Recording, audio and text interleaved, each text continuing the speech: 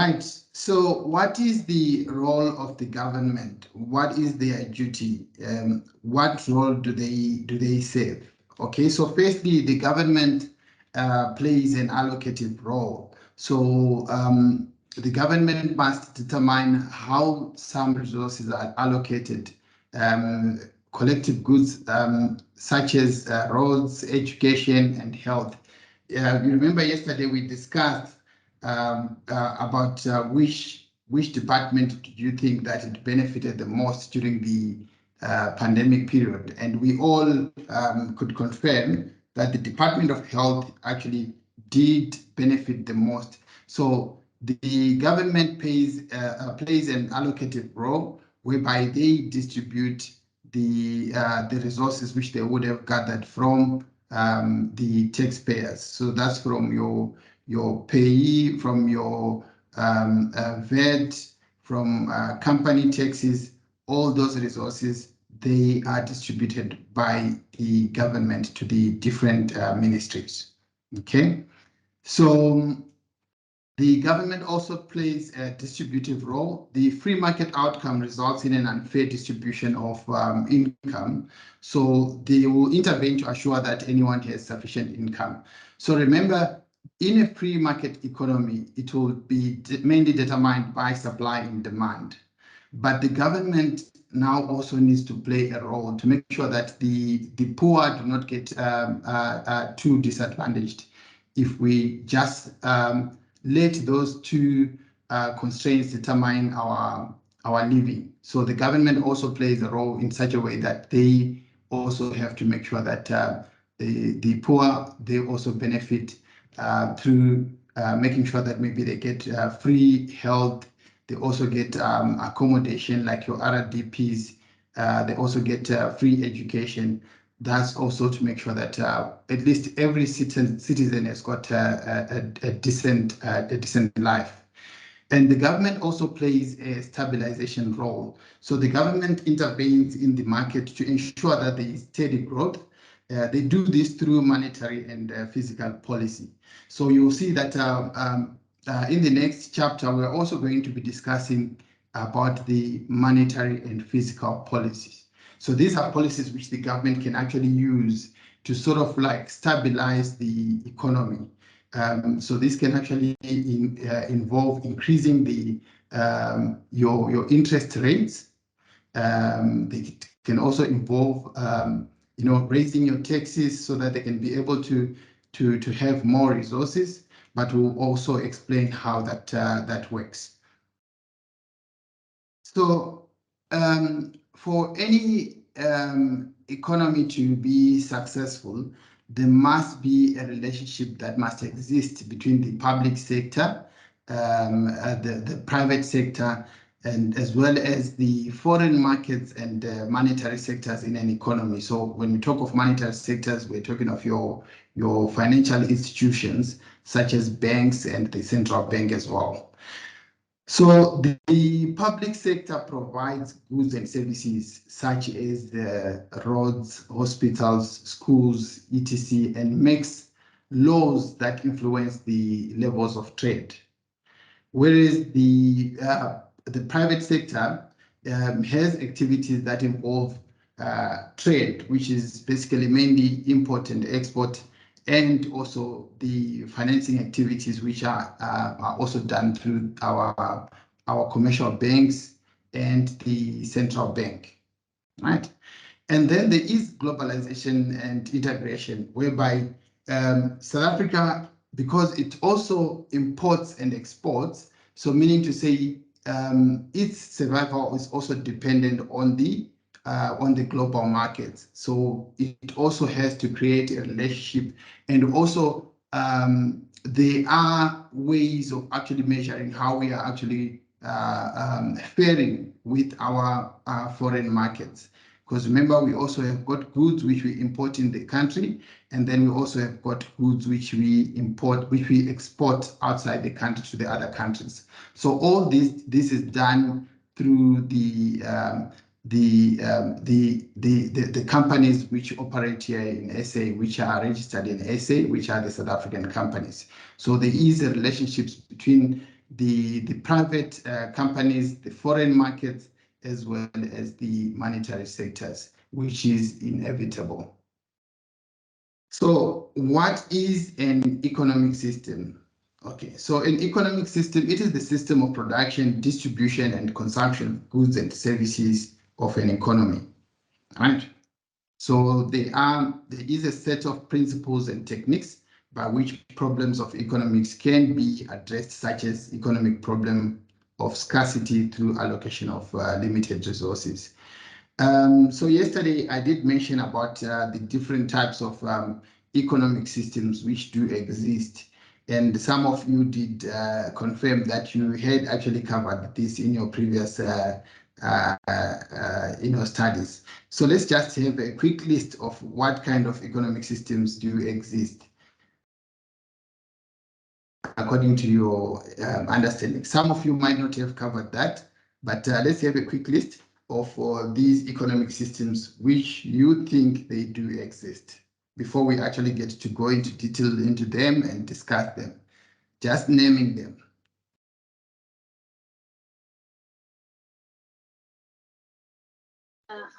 Mr. Moyo? Yes, Lesedi. Yes, if I remember correctly, I think we have a free market. Am I correct? Yes, that is correct. Thank you very much, Lesedi. And then I also remember the capitalism. Okay. Is it one of those? Yes, I can only remember two so far. Okay. Yeah. Anyone else? Thank you very much, Lesedi. Anyone else? All right. Okay, thanks, Lesedi. Okay, so the one which you mentioned, those two which you mentioned, it's actually one. So it's the free market economy, which is also referred to as the market economy, and in some texts it's also referred to as the capitalist economy. Right. So those are the economies which we do have. We've got the market economy, we've got the command economy, we've got the mixed economy, and then we've got the traditional economic system. Okay, so we are going to be discussing in detail, and I will also look forward to hear your contributions, because I know this is covered in every module, so it's more like a recap for us. So what happens in the free market economy? So this economy is also referred to as the capitalist economy. What do capitalists do, if I may ask? I'm sure you have heard Mr. Julius Malema always mentioning this, that this is a capitalist regime, and the capitalists, he's always talking about this matter. What do they do when somebody refers you as a capitalist? What does it mean from your layman's terms? I think in that regard, it's where the business is mostly like controlled by private people than government. That's what I think. Okay, thank you for that. You are right, but I also want you to add on to that. Let's see if we can have somebody to assist with an add-on. What do capitalists do? What do capitalists do? I'm sure we've heard this term several times. The one politician I know who likes talking about it is Julius Malema. I'm not saying that I support him, but I'm just saying he talks about it a lot. Anyone to add on? Okay, so capitalists, they are more concerned with profit making, right? So they are more concerned with profit making.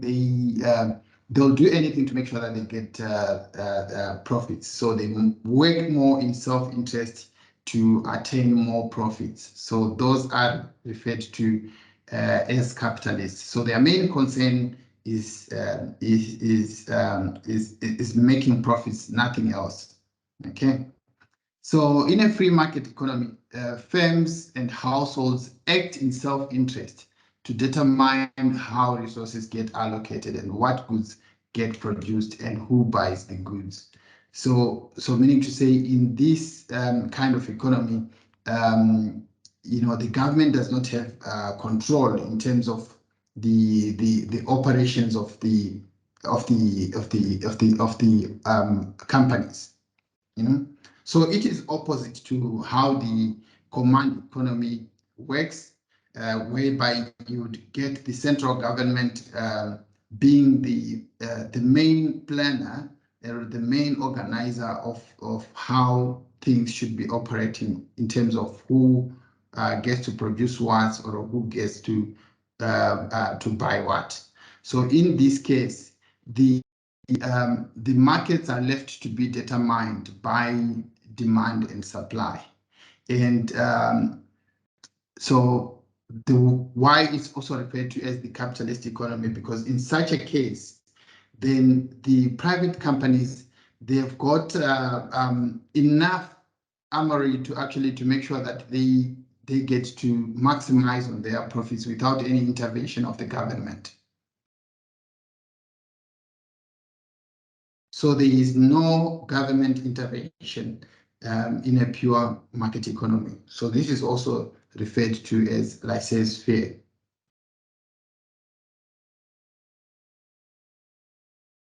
And then, so it is also said that there is no truly 100%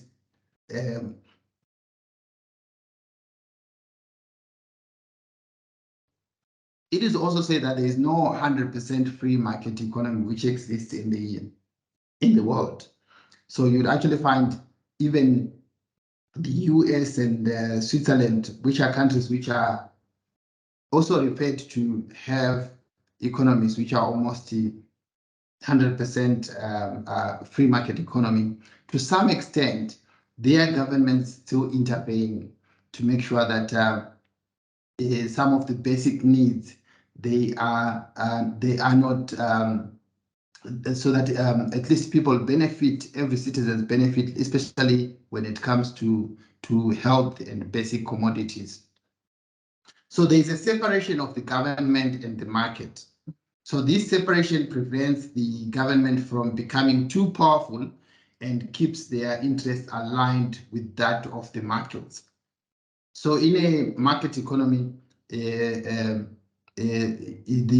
government is the less powerful to control how companies should operate.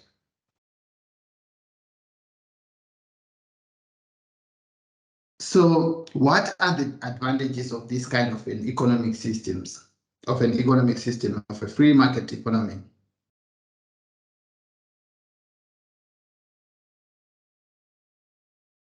Okay, so firstly, consumers pay the highest price they want to, and businesses only produce goods and services. So there's a lot of incentive for entrepreneurship. So in such an economy, you'd actually find that there will be a boom in terms of businesses, startups, innovation, coming up with new brands, because it is a competitive market. So if you don't keep being innovative, then you'd actually lose out to your competition. So there's always new ideas coming up. There's always new brands which are coming up because people are very innovative, and there's entrepreneur is also highly motivated with the conditions. So in a case like this, the consumers would also pay the highest price which they want to pay, depending with the demand and supply situation. And this also encourages companies to produce goods which are more profitable. So they would actually produce goods or services which are more profitable. Advantage number two, this leads to the most efficient use of the factors of production, since businesses are very competitive. So remember, when we were looking at the PPF curve yesterday, what we said, that each entity or each corporate company, each company, its main aim is to actually produce to the best of its efficiency. Okay, so you are not only aiming to produce what you can, but you are aiming to produce to the most out of the resources which you have got. So you'd actually find that you'd make sure that your factors of production are put to the best use. Okay. And then the third advantage is businesses invest heavily in research and development. So there is an incentive for constant innovation as companies compete to provide better products for consumers. Okay, so as we said earlier, in a free market economy, products are competing so much that you need to actually to keep innovating, coming up with new features on your products or coming up with new products which can actually have a competitive advantage for your entity so that you'll be able to survive. So there's constant innovation. There's better products which are coming up all the time, which is a good thing. So hence you find economies like USA, Singapore, Japan, there's always innovation going on there. There's always coming up with new products, whether it's new vehicles, whether it's cell phones, etc. They are always innovative. They're coming with new features all the time because their market allows them to do so, so that the companies can actually manage to survive. Otherwise, if they don't do that, that means their products will become outdated and consumers will opt for the better options, for the better products which will be coming up from other companies.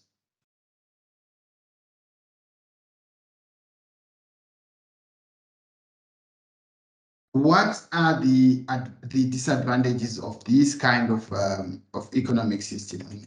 What are the disadvantages?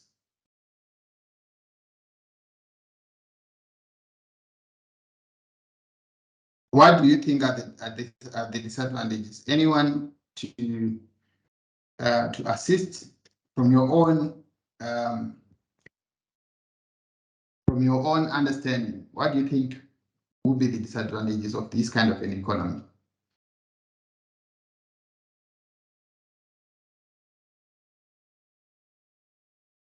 Anyone to assist? Okay, now that's fine.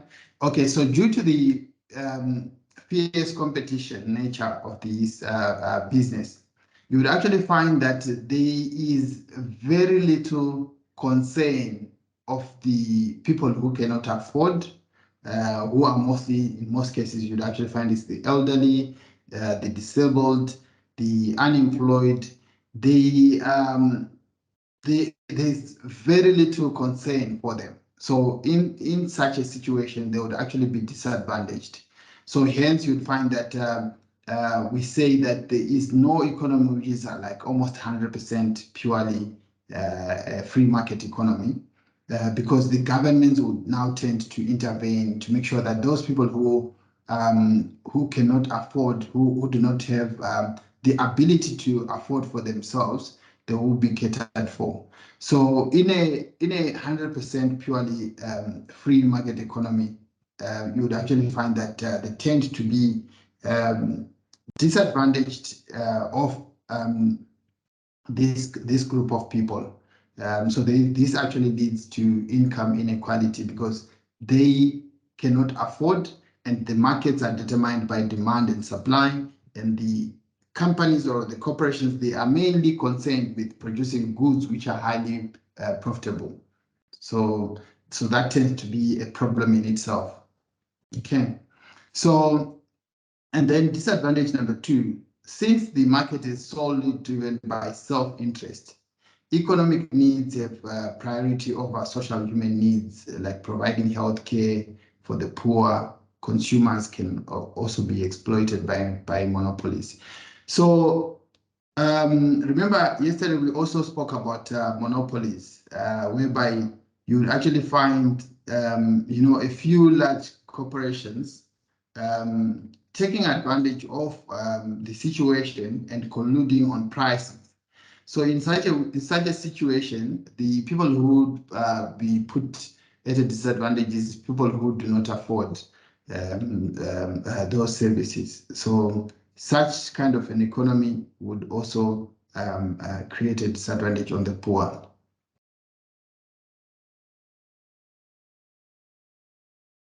Right. So we have explained the free market economy. Now we are now going on to the command economy. This is an opposite of the market economy. What do you think happens in this kind of a setup?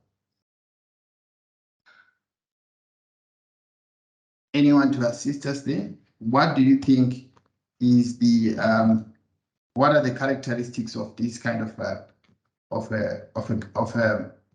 an economy? Yes, please, Marcus, if you can help us there. Just your brief understanding of. Remember, we've already said it's the opposite of the market economy. So just share a brief, of what you think it is. Yeah, I think the market is not controlled by private individuals. There is interference from government in terms of policies and laws on how products should be distributed. Thanks. 100% correct. Thank you very much, Marcus. So a large part of the economic system is controlled by a centralized government. So, for example, in the what used to be previously known as the USSR, which was the United Soviet Republic, most decisions were made by the central government. We still have got other examples of governments which are still controlled by, whereby the economy is still controlled by the government. To one extreme extent, whereby you'd actually find the government controls entirely everything. So it owns all the companies which operate in that country. It also all the employees who work in that country, they work for the government, right? So there is no private company there. The government owns everything. There's one country which is still like that. Which one is that? Yes, thank you, Tabisa. So the government also allocates all the resources. There's one country which is still in that situation. Do you have an idea of that country? Whereby the government still controls everything, it owns everything. All the people who work in that country, they are actually employed by the government.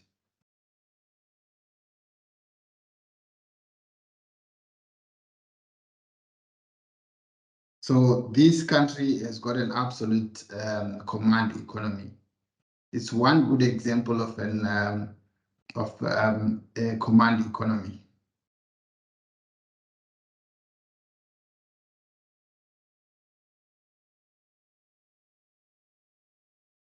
Have you guys heard of North Korea?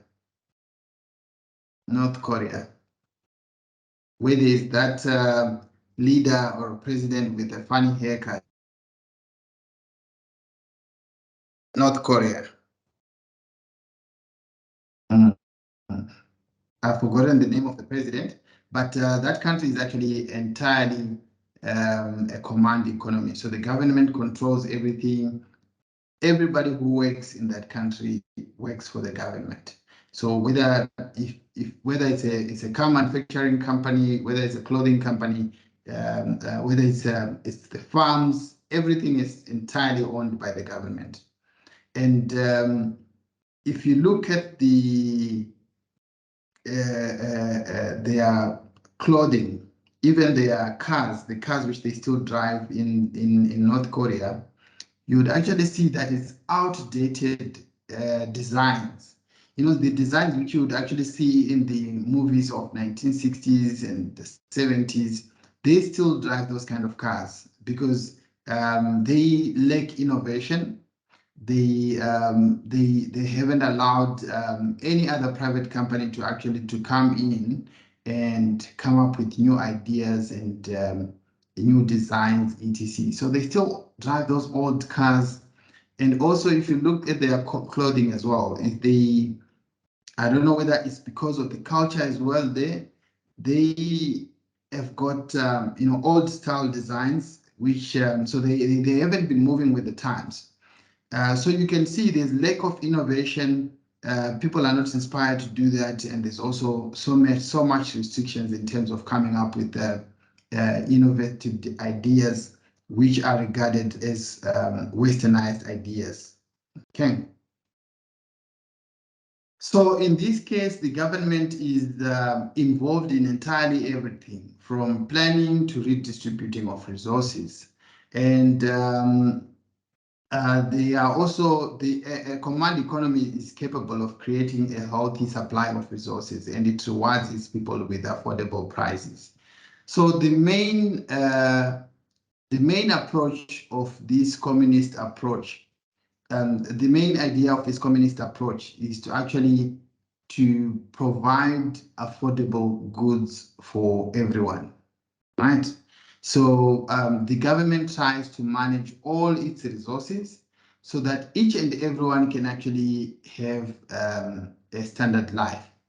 But what we have noticed in terms of, it sounds like a good idea, but what we have noticed that in most cases, it becomes overwhelming for the government to do this role. Hence, in a normal economy, you'd actually need to have private companies. So we have seen in countries like your North Korea, you would actually see that they have got almost zero exports there. They don't export anything from that country. So that leaves it as a self-sustaining country, and which is bad for its economy. So they don't have any imports which actually come into the country. They also don't export. So it's a self-sustaining economy.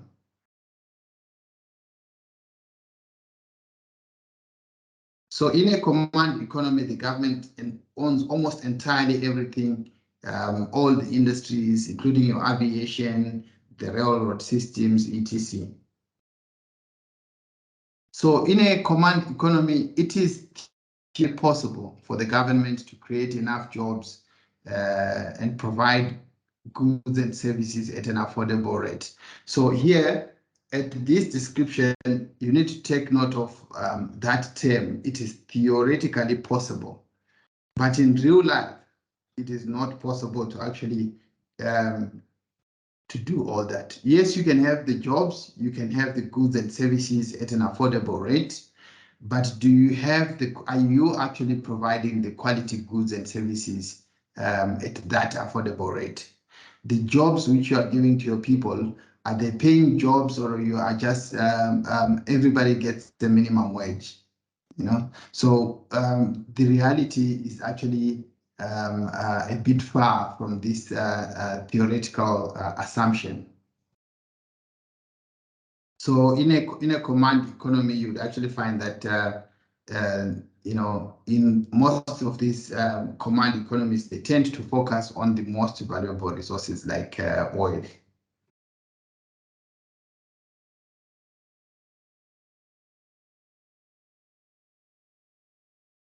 Which other example of a command economy can you mention besides North Korea? Any examples of countries which are almost close to this kind of economic system? Let's have some examples.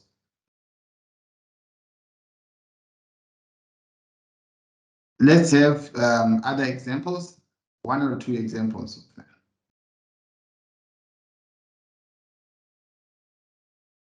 Cuba, yes, thank you very much, Lesedi. Cuba, that's a good one. Any other one? and China to some extent, right? China to some extent, but not entirely command. But I think to some extent they also fall under this category. So the advantages of a command economy, if it is executed correctly, according to those theoretical assumptions, the government can mobilize resources on a massive scale.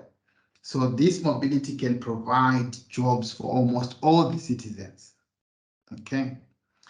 And secondly, the government can focus on the good of the society rather than individual. So remember, according to the communist approach, is to actually to make sure that everybody is benefiting from the economy.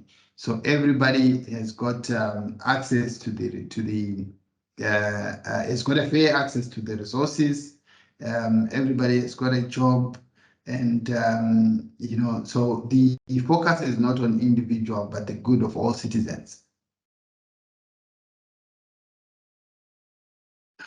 What are the disadvantages? It is hard for the central planners to provide for everybody's needs. So this forces the government to ration because it cannot calculate demand since it sets prices. So the government gets overwhelmed, and in such a situation, because you are trying to cover to provide for everyone, you end up rationing your resources, and you end up rationing your supplies as well, so that everybody can actually be able to benefit from what you are producing. So that's actually one of the major problems of this situation. It is difficult to manage. So there is a lack of innovation since there's no need for anyone to take any risks. Workers are forced to pursue jobs in the government. Okay, so you see, like your countries like Cuba, again, if you see the kind of products or the kind of products which they produce, you will see that there is very little innovation in terms of what they actually what they do produce. They are still recycling old designs. Even, you know, if you just Google any video from Cuba, you actually see old cars which you would actually think maybe you are still living in 1960. Yet they still use those kind of cars because there is no innovation that is not encouraged, and workers, they also get paid minimum wages. That's why there was an outcry. I don't know if you do remember, there was an outcry when there was a group of doctors who were deployed to come and work in SA during that pandemic period. And when the allowances of salaries were published of what they were supposed to earn while they were this side, there was an outcry, people complaining to say, how can they be offered so much, yet in their country they don't even earn as much? There was a public outcry, and I don't know if those doctors are still around, but I remember there was so much noise on social media, on Twitter, etc., people complaining about those Cuban doctors. I don't know how it was finally resolved, whether they are still here or not.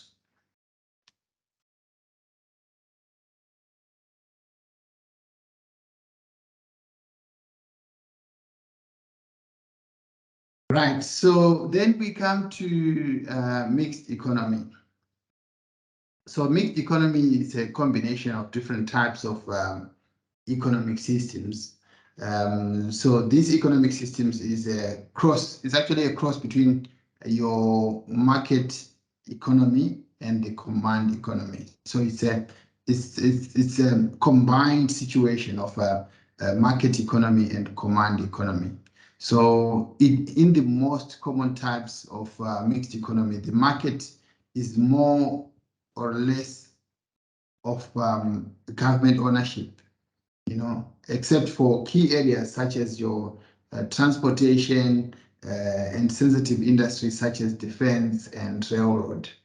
So in these countries, in these economies, you'd actually find that the government will be in charge of those key services, such as your railroad, your aviation, your health, the defense, and what are other key services which do you think the government can offer?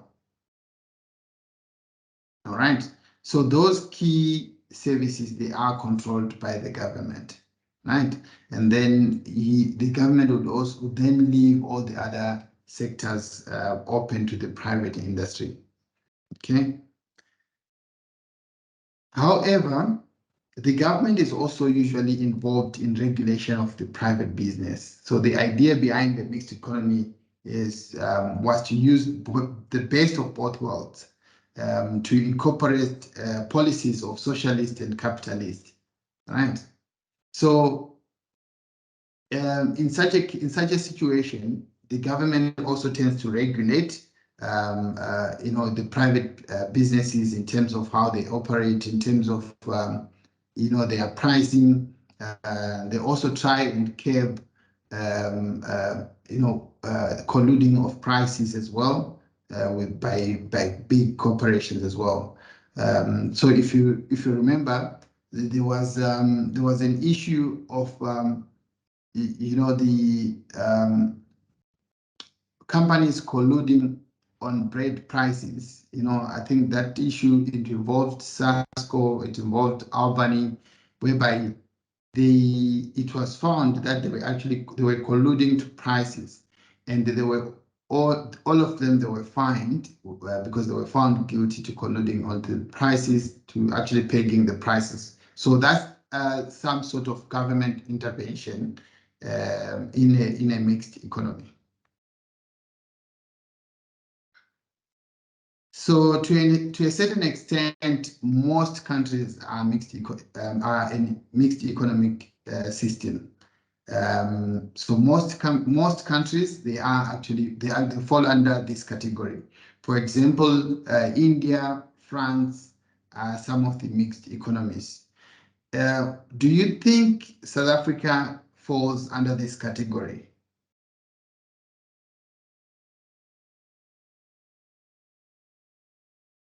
Anyone? Yes.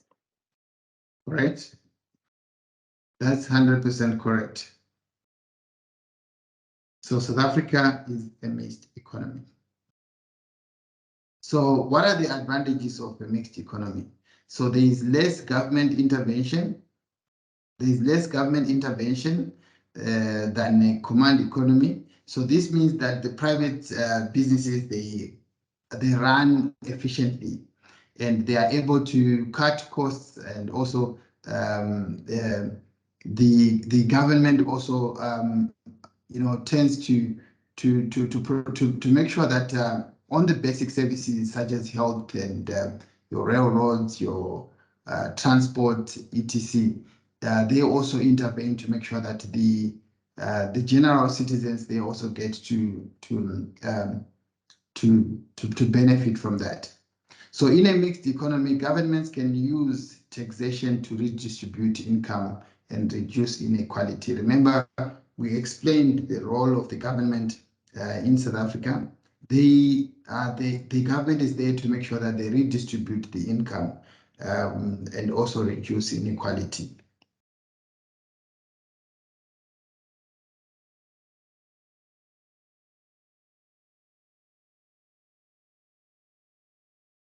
Another advantage is that the government can intervene to correct market failures. For example, most governments will come in and break up large companies if they abuse monopoly of power, whereby you have got those large corporations who now abuse their monopoly, and the government can make an intervention to break up such a large company, so that they don't benefit from that abuse of monopoly.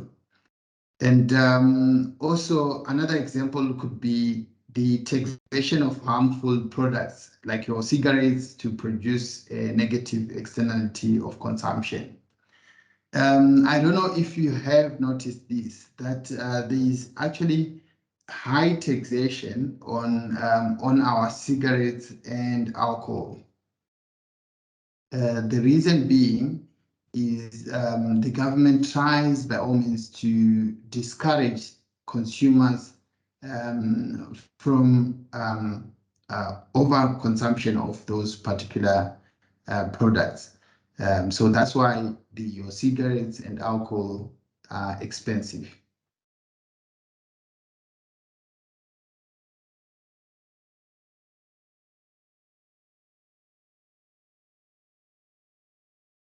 So governments can also create safety net programs like your healthcare and social security to make sure that its citizens benefit.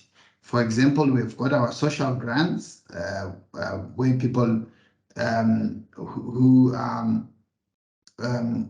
are elderly, they get to benefit from such grants. Who else gets to benefit from social grants? Besides,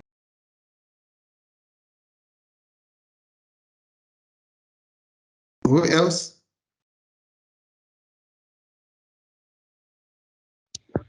Disabled people.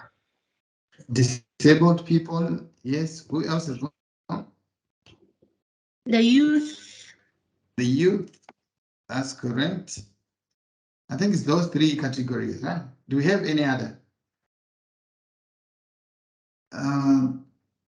It's disabled people, the youth, and the elderly. Who else gets to benefit?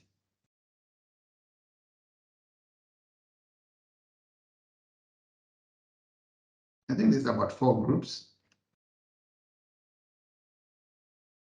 Forgotten the other. Kids that who don't have parents. Yes, yes. Thank you very much. Kids who do not have parents, and parents who are not employed have got, but we have got kids also benefit from that, right? Am I right to say that? Yes. Okay, that's correct. You're right. It's just that we can't just say the youth. Is it not unemployed youth? No. I mean like parents who are unemployed. Don't they get something per each child? They do. They do. I've heard about that. Isn't that correct? Parents who are not employed, don't they benefit per each child? Don't they get something from the government per each child as a social grant? Okay. Yes, they do. They do, ne? All right. Thank you very much. Thanks, Pano. All right. So these are some of the safety net programs which are created by the government to make sure that citizens are okay and citizens, they do benefit.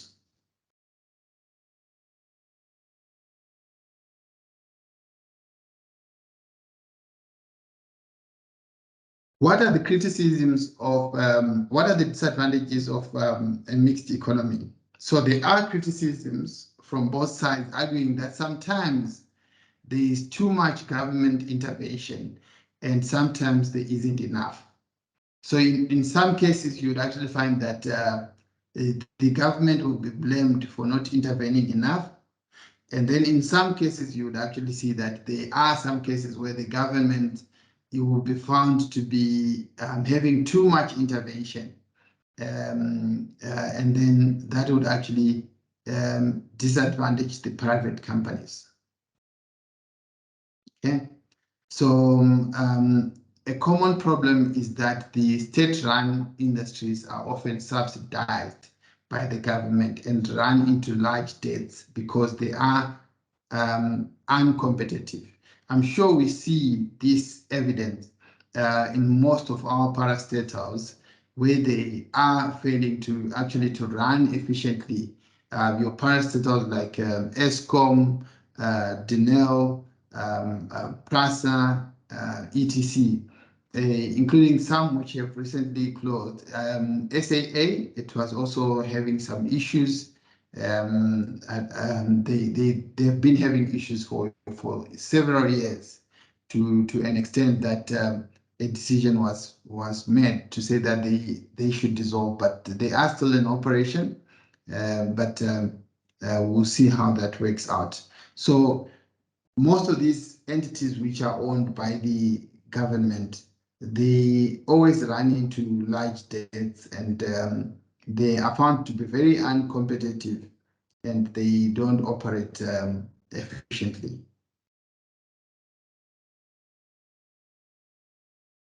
Then we have the traditional economy.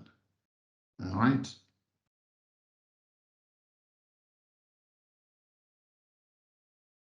So this is the most traditional and ancient types of economies in the world. So this kind of an economic system is no longer being found as like being operated as a government as a whole, but you'd actually find that in a country there are some certain parts of that country where this economic system still applies. So these areas, they tend to be rural or second or third world and closely tied to the land, usually through farming. And in general, in this type of economic system, a surplus would be very rare. So in a setup like this, the economy only produces for its community. So there is no import or export. It's mainly subsistence farming, which the people live by. So meaning to say they only produce for themselves, for the community which they live in. And they are not really concerned with the outside world. So hence we say this kind of economic system still applies to rural setup or third world countries.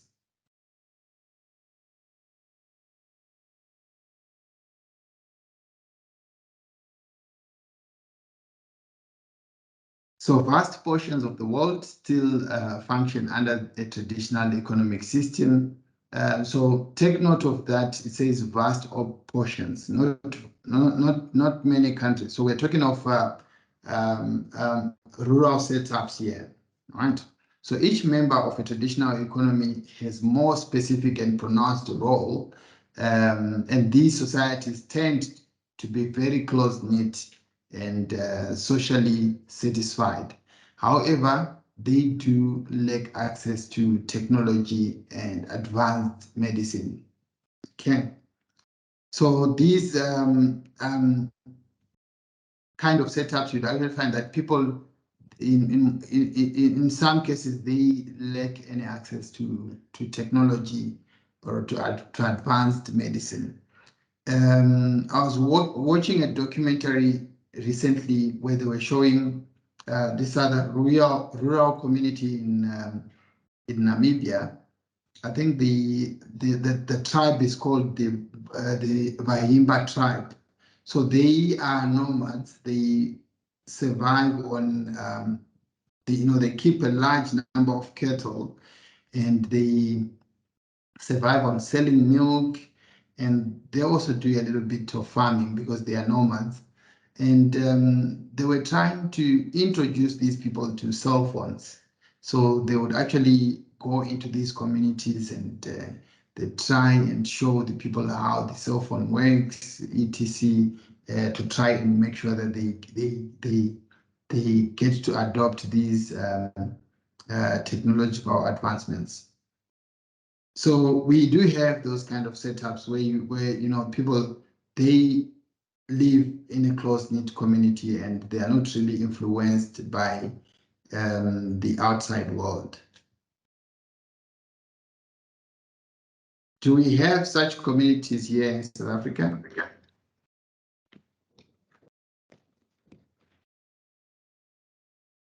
Do we have? Yes, I think we have that place in the Northern Cape or Rania. I also wanted to mention that one. Yeah, I also wanted to mention that one. But the thing is, we don't have much evidence of what's happening there, but I think it falls under this category. Any other community?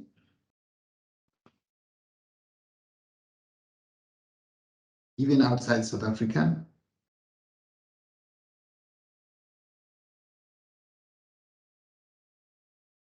Okay. Right, so that's the end of the unit.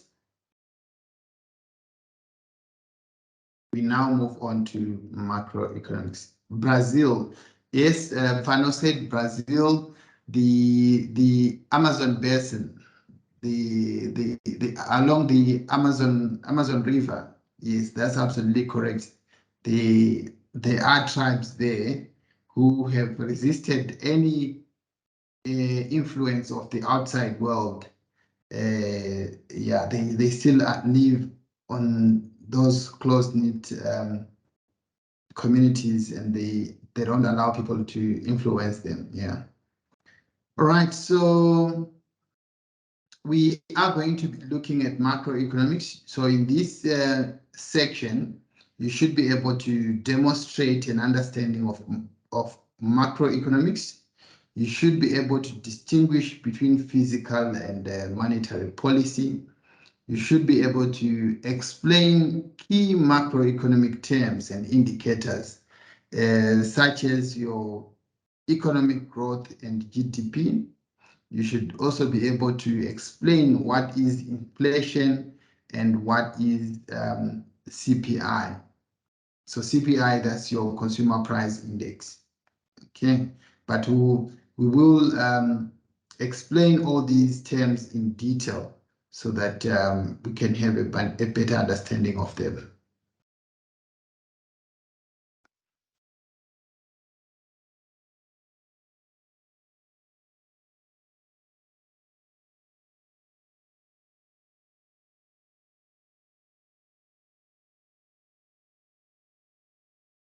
So in an economy, we have got these players who form what is referred to in economics as a circular flow of expenditure and income in an economy. So we have got the households that make consumption expenditures. So when we talk of households, we are talking of individual consumers. We are talking of families, your individual consumptions by human beings, by families. That's what we are referring to. So households that make consumption of expenditure. So in each and every household, you have got expenses which you incur every month. You spend on your grocery, you spend on your on other services, you spend on assets. So that's the consumption of expenditures we are talking about.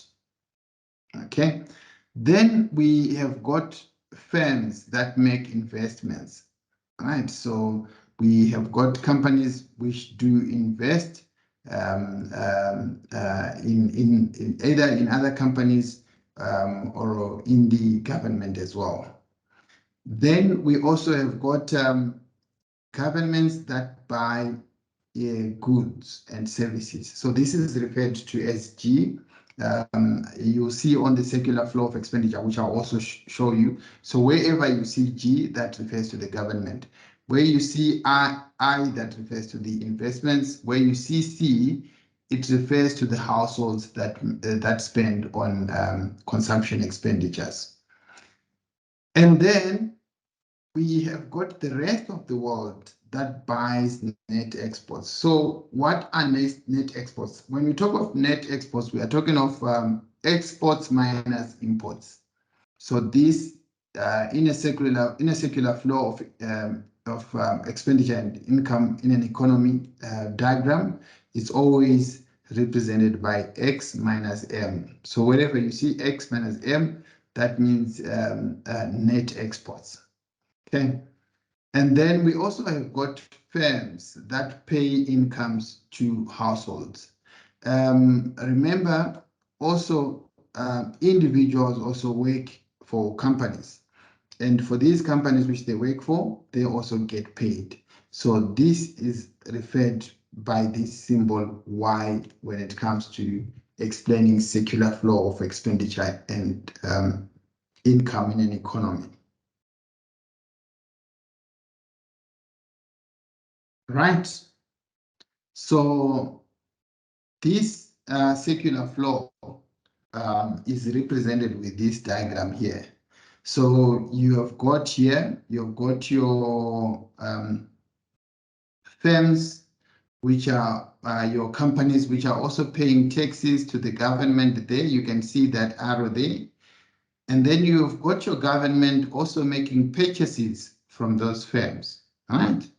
And then you have the financial institutions also investing in the firms. You can see where there is that arrow, which is investment. And then you also have got the households, which are also paying, which are also putting their private savings into the financial institutions. And then we also have the government, which also pays some of its employees who form part of these households, right? And then we also have got exports and imports which are happening. So we export to the rest of the world and we also import from the rest of the world. So this now comes a circular flow of expenditure and income. So you'd actually find that this diagram is very much popular with the examiners. So it's very common whereby you'll be asked to draw this circular flow of expenditure and income in an economy and explain what is happening. Okay, so please try and memorize this diagram. It's also there in your study guidebook. But I decided to incorporate a more detailed diagram, which you can also source also on the internet as well. But there's also one which is in your study guidebook, but it's not as detailed as this. But this one is actually the best detailed diagram. I'll see if I can try maybe share the link of which page I actually got this diagram. Okay, so please, once again, this is the favorite with the examiners. Make sure that you master it. But it's simple though to explain because the arrows can actually tell you that here you've got your, the government also borrowing from the financial institutions also investing in the firms, which are the companies. And then you also have got these same firms paying taxes to the government. And then you've got the government, they're also paying incomes to the households. And you also have got your households consuming on imports. And we also have got our firms or companies also exporting as well to the rest of the world. So this is actually a circular flow of expenditure and income. Okay. So please make sure that you master this diagram here. I'm sure it's also there in your assignment.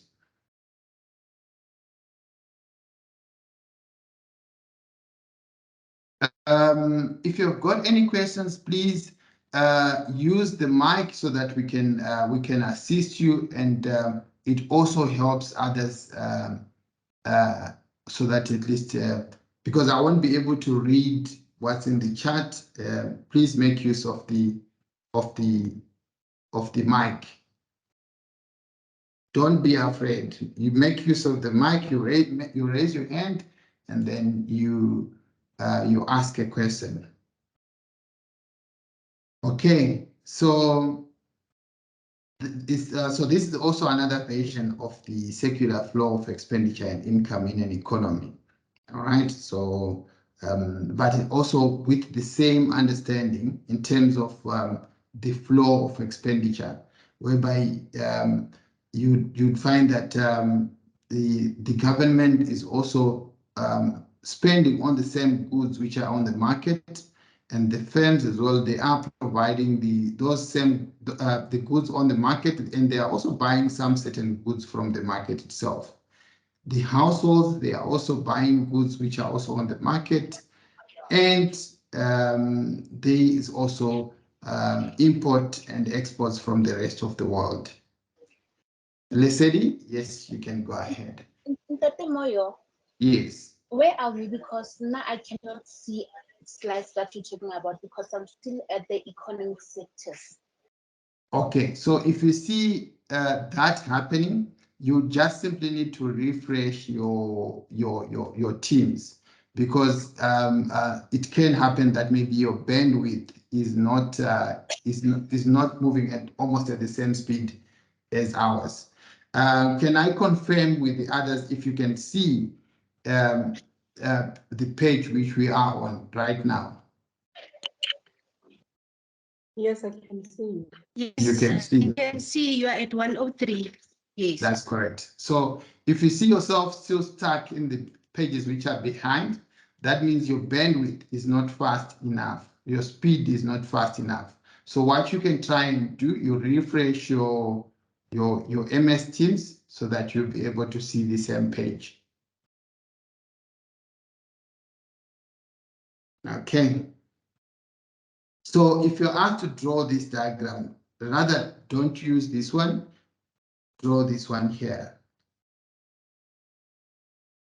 So this one is more illustrative. In the last semester's exam, this alone was carrying 10 marks, and then the explanation was also carrying 10 marks in the exam. So that was 20 marks on this particular question. So it is a favorite. Don't say I didn't tell you.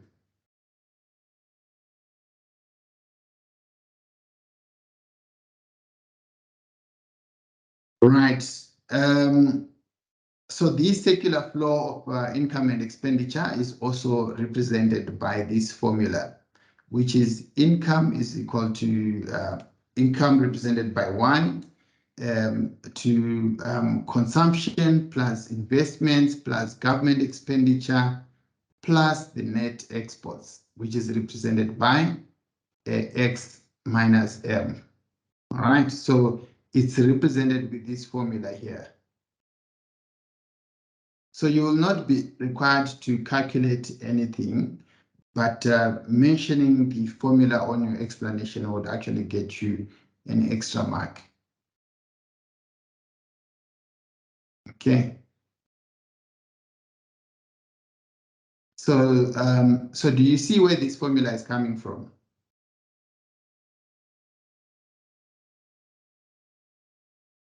Do we all see where this formula is coming from?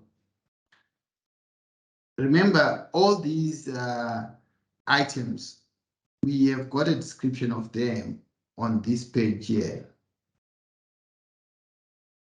whereby your households that make consumption expenditures, they are represented by C. Firms that make investments, they are represented by I. And then governments that buy goods and services, they are represented by G. The rest of the world that buys net exports are represented by X minus M. And then firms that pay incomes to households, they are represented by Y. So Y is actually the total income. So if you look at this, that's your income is equal to consumption by households plus investments plus government expenditure plus exports minus imports. So this formula represents the total income and expenditure in in a country or in an economic system. So you will not be asked to calculate anything, but mentioning it in your description of that circular flow of income would actually get you an extra mark or marks.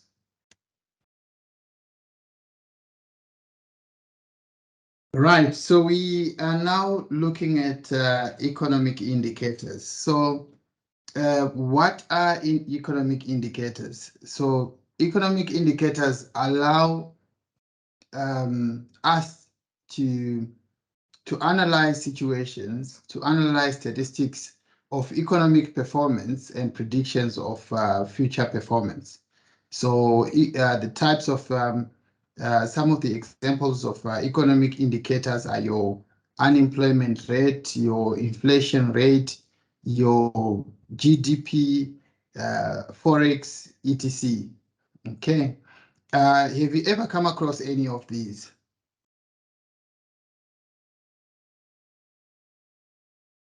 What is our current unemployment rate? What's the percentage sitting at? Can somebody assist us?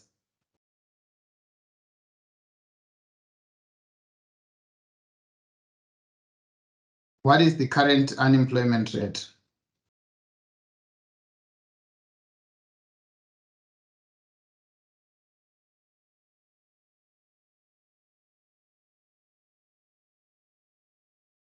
Alice?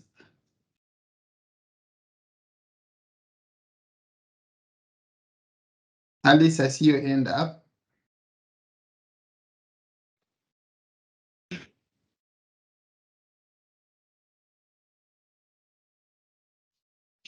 It's 33.5. No, sorry, sir.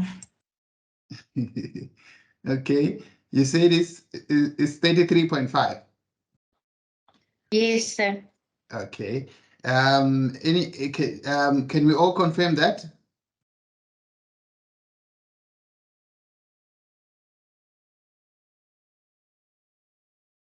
All right, so that is also correct according to my figures. Thank you very much. And what's our inflation rate standing at? Sorry, before we move on to that, just out of that figure, the 33.5, do you think the economy is doing well? Do we think we are doing well in terms of employment by just looking at that figure?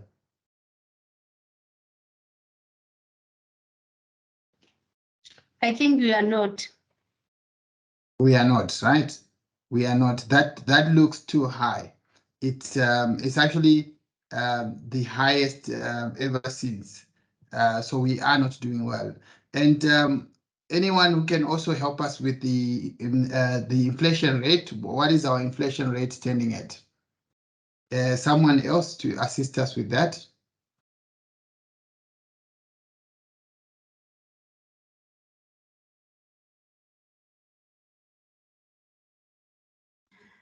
Seven What's point 7.4?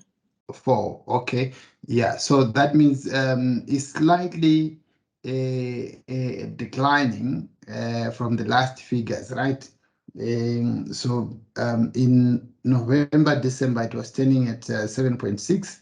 So it's slightly declining at 7.4. But still, nevertheless, it's still considered very high considering the past years, you see. We have always been averaging at 6%, and this 7% is actually quite high considering the past history. Okay, and thank you for that, for those confirmation of the inflation rate. And our GDP, we are going to explain. Yes, Pano, what's our GDP standing at? No, I'm checking on that previous example of unemployment rate percentage. I wanted to check if the country is not doing well, what percentage should, if the country is doing well, what percentage we should be at? We should actually most European countries, of which we mostly measure against the European countries or the Western countries, which considerably doing well, most of them they are actually below 10%. Okay. With countries such as England, with unemployment at 7%, and US is also below 10%. Okay. Yeah. So so on average, we actually not doing well as is. But maybe if we compare with some other African countries, then maybe we can say we are in a better position. But you see, South Africa has always been a good economy, so it's a bad indication for it to see those numbers growing, especially when it comes to unemployment. Okay. And GDP, what's our current GDP? So that's our gross domestic product, right?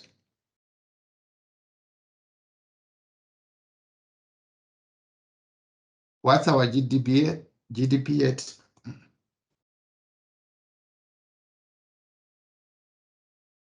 Anyone to help? I know you've got these figures.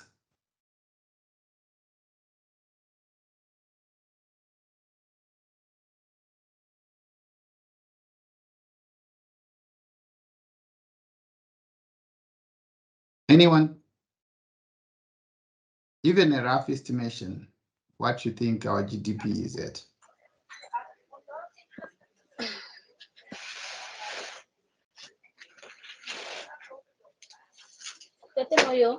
Yes.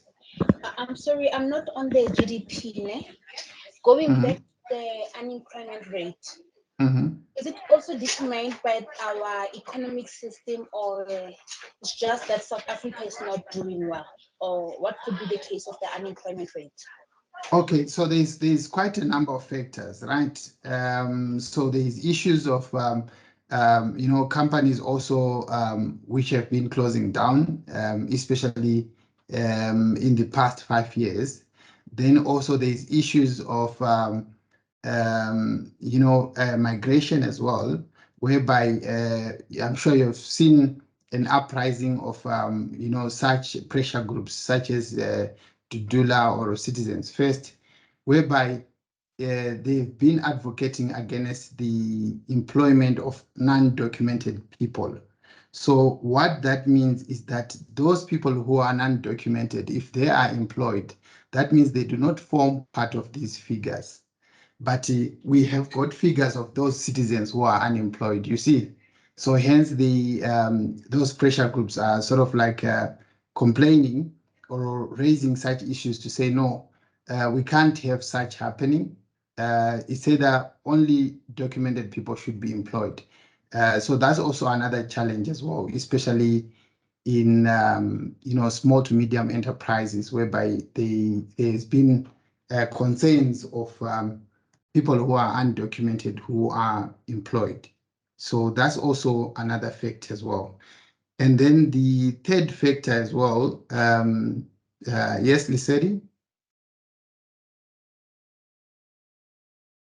Okay, so then the third factor as well is the general economy of the world, which hasn't also been doing well because of the current situations, the wars which are happening, the pandemics, which have also sort of like led to some closure of some businesses. That's also another factor. So it's quite a number of factors which you can actually come up with which contribute to this current scenario. Okay, thank you, Tatemoyo. All right, sure, thank you. All right, so GDP, what's our GDP standing at? It's easy to get this information. You've got your Google, you've got your internet, you can actually get it on internet. What's our gross domestic product? So remember, we are still going to explain these terms, but I want you to learn to search for this information on the internet. What's our GDP currently? They say it's 2.1. 2.1. Or 1.6. 1.6 or 2.1. 1.6 what? Is that a percentage or what? Percentages of the gross profit. No, but remember, the GDP is always measured in US dollars. So it's always always in billions. You know, can you search nicely and give me a correct figure? I think what you have looked at, you looked at the growth, the percentage growth, which is 1.6 or 1.9 from the previous GDP. But I want you to give me the value of our GDP in terms of billions of US dollars.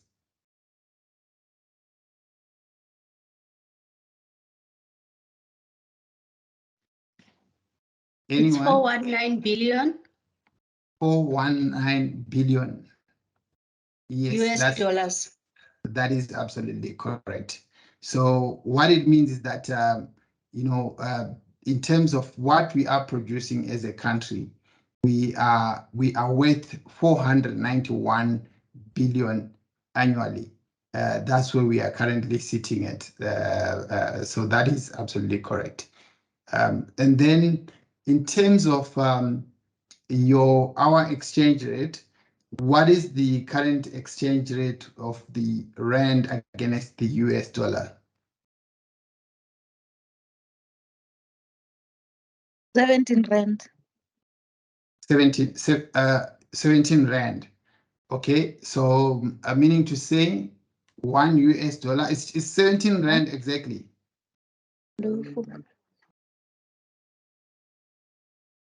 Is it 17 rand exactly?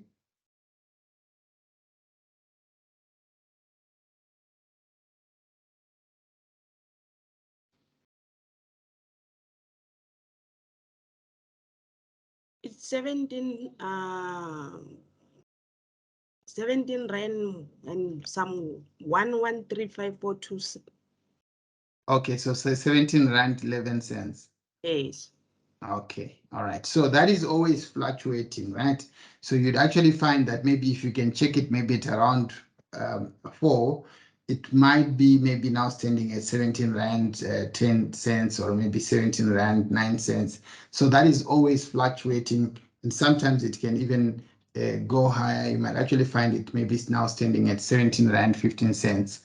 But what does that mean? Can anyone try and explain what that means? Our exchange rate against the US dollar is 17 rand 11 cents. Just in simple terms, what that means.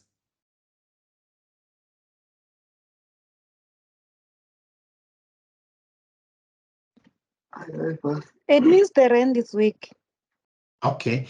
Yes, it's weak against the US dollar. So for $1, how much do I get?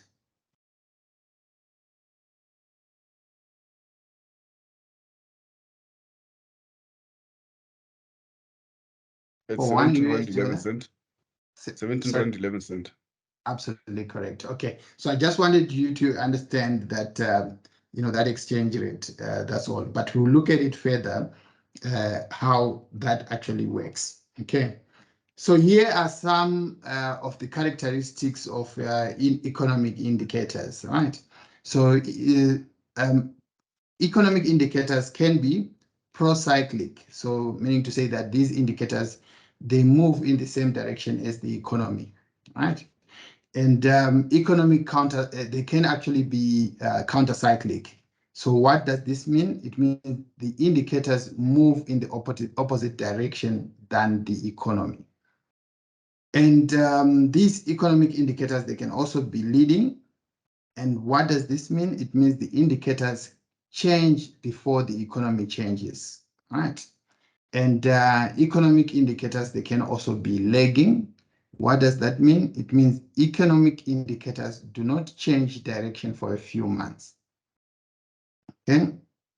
Economic indicators, they can also be coincident. What does this mean? What does this mean? It means economic indicators move at the same pace as the economy. Okay, so remember, these indicators behave differently, but these are some of the characteristics of some of those indicators, right? So, but we'll start with looking at the GDP.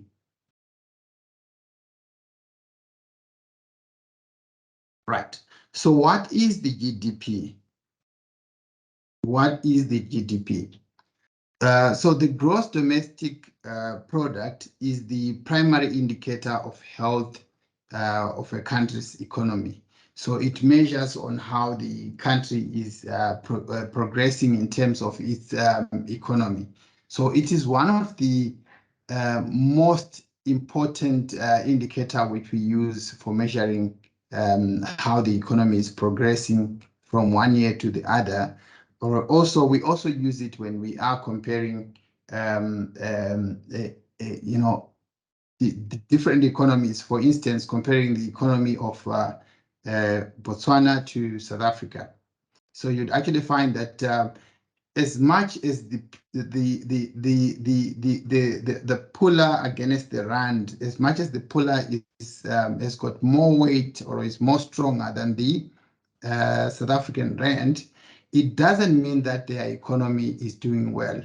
But if you look at the GDP, it can actually show you that the South African gross domestic product is actually way much higher than the Botswana GDP. So hence the GDP is actually the best way of sort of like comparing how the economies are faring, but also it's got its weaknesses, which we'll also look at. All right. So how is this calculated? Remember that you know, the calculation which I showed you earlier on the income and expenditure flow, we still use that same calculation on the expenditure approach. So it's consumer consumption plus investments plus your government expenditure plus your net exports. Okay. And then the income approach, how it calculates the GDP, it does so by summing the incomes that firms pay households for services of the factors of production they hire, e.g. wages for labor, interest for capital, rent for land, and profit for entrepreneurship. But the most common way of calculating is that expenditure approach. Okay, so we simply calculate our consumption, the investments which have been coming through from the firms, we add the government expenditure, and then we add our net exports.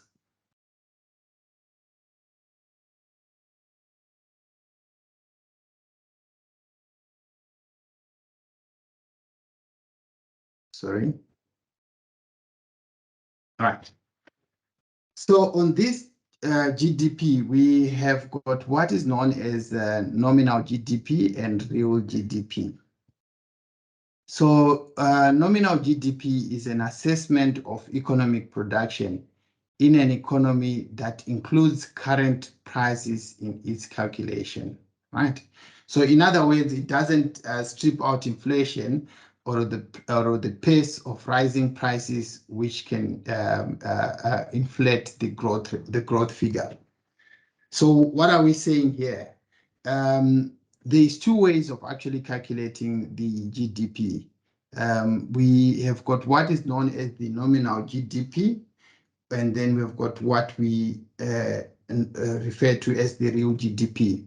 So the nominal GDP now, in terms of its calculation, when we use that same formula for calculation, which we have explained on the previous slide, we do not factor in inflation, right? We do not factor in inflation, whereas in real GDP, we factor in inflation. But I will show you how there's some calculations which we are going to look at, and then we will try and calculate how that works out.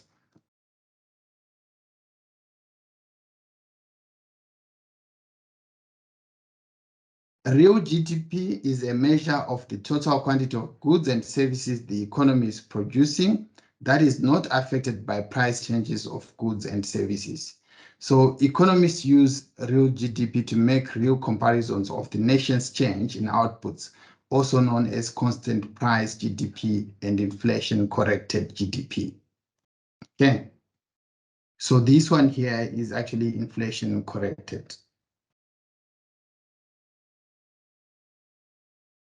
So we are going to look at some calculations so that we can have an understanding of what we are talking about, of what's the difference between nominal GDP and real GDP. Okay, so we have got a table which is showing some figures here. So firstly, we'll calculate using the nominal GDP, and then we are going to look at how the real GDP calculates it, right? Okay, so let's now look at the figures which are in our table so that we can be able to understand, right? So you see, we have got we are actually selling hot dogs here, right? So we've got this is in 2013, 2014, 2015, right? And then in 2013, our price for the hot dog was R1 each, right? And in 2014, it was R2 each. And then in 2015, it was R3 each, right? And then how much quantities did we produce? In 2013, we produced 100 hot dogs. In 2014, how many hot dogs did we produce? We produced 150, right? And then in 2015, we produced how much? 200. And then we also were selling hot burgers here, right? So burgers in 2013, our price was at two rands. And how many burgers did we produce? It was 50 burgers. And then in 2014, we had R3 per burger, and we produced 100 burgers, right? And then in 2015, we produced 150 burgers, which was at R4 per burger, right? So that was our production as a company or as an entity, right? So this is how GDP is calculated. So we add on all the productions which the companies have actually been producing throughout the country. So, but here we've just looked at two items so that it becomes easier in terms of calculations and understanding. Okay, right. So let's look at how the nominal GDP was calculated in the year 2013, right? So here, 2013, we sold at one rand, which was with our quantity of 100 hot dogs. That means the total which we got on those hot dogs, it was 100 rands, right? And then we sold 50 burgers at 2 rands each. How much did we get there? We got 100 rands, right? So all in all, this 100 rands plus this 100 rands, what total did we get? We got 200 rands. That's the total which we got, right, for our sales in 2013. Let's now look at 2014. So remember, in this situation here, the price has changed in 2014, according to the table which is above here. So it's now 2 rands, right? So we've got 2 rands there, and then we multiplied by 150, which was the quantity of that period. And how much did we get? We got 300 rands, right? Let's look at our burgers. We got 3 rands there, and we multiplied by the new quantity, which we got 300 rands. And what total did we get? We got 600 rands, right? And then let's look at 2015. Our price was at 3 rands, and we sold 200 hot dogs. and our total amount for sales on hot dogs was 600 rands. And then let's look at the burgers. We sold burgers at 4 rands each, and we sold at 150. And what's our total? Is 600 rands. So now, can you see what's happening here? I don't know if you are understanding this table. It's quite easier. It's quite easy to understand because we are simply calculating the price against the quantity. And then when the price changes, we also change to that new price, which is now being used. And then we get our totals from there. So can you see how simple this nominal GDP is being calculated? Anyone with some questions here, so that before we move on, we get to understand what is happening here.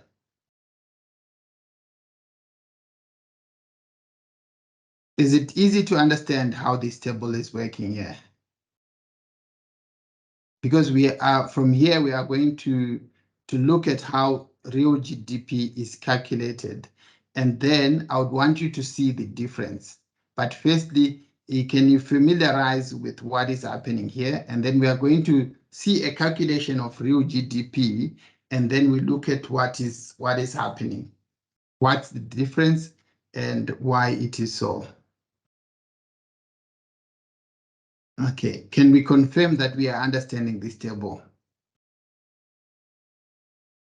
Yes, this one is understandable. It's understandable, right? So let's look. Yes. Let's look at the next table, and then we're going to come back to this one so that we can see what's the difference between nominal GDP and real GDP.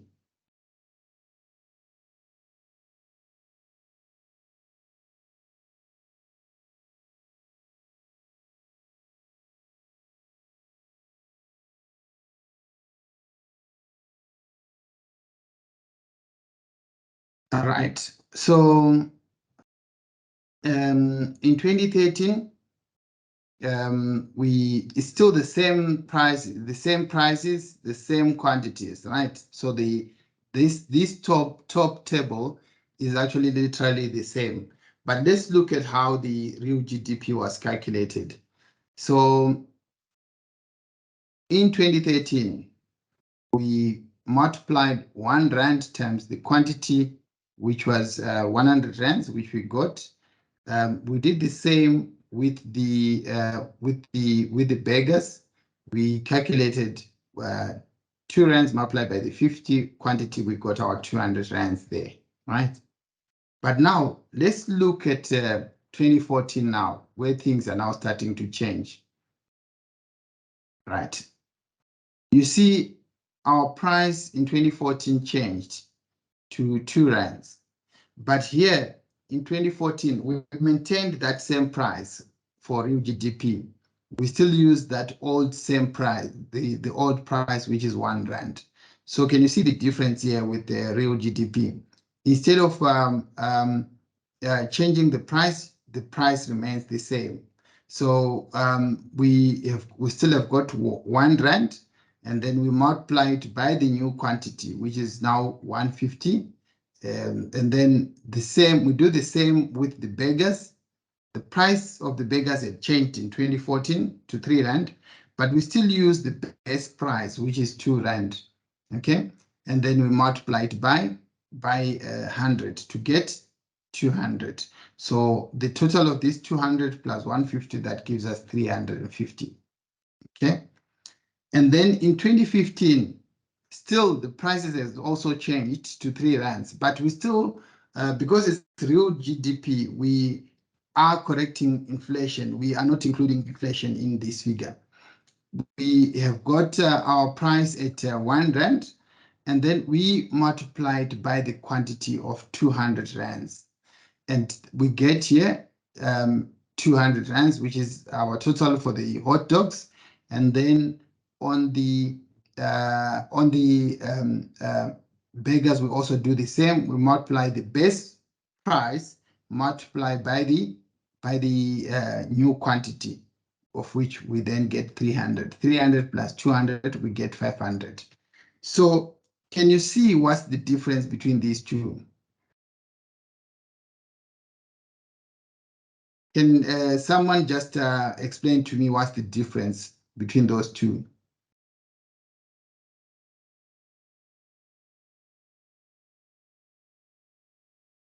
Between those two calculations. So you see this one here, we maintained the base price. This on the nominal GDP, we allowed for the change in price. Can you see the difference in those two? Yes. Yeah. Okay.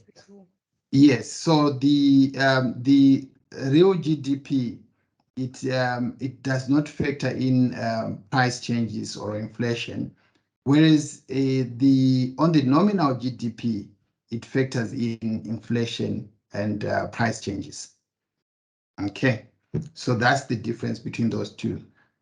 So in some cases, you may be required to calculate, the nominal GDP and the real GDP.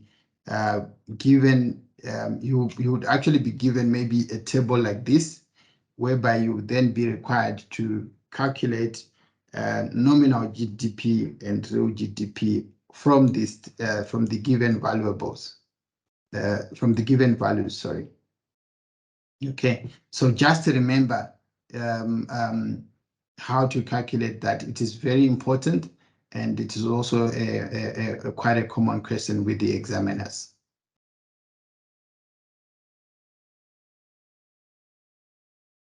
So when we do our revision, I would also bring in some different figures so that at least you can be able to see what's the difference between the two.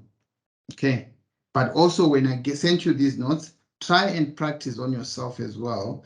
It's simple maths. You won't be required to calculate different difficult figures. It's simple maths which you can actually do it by yourself, and it's easy, you know.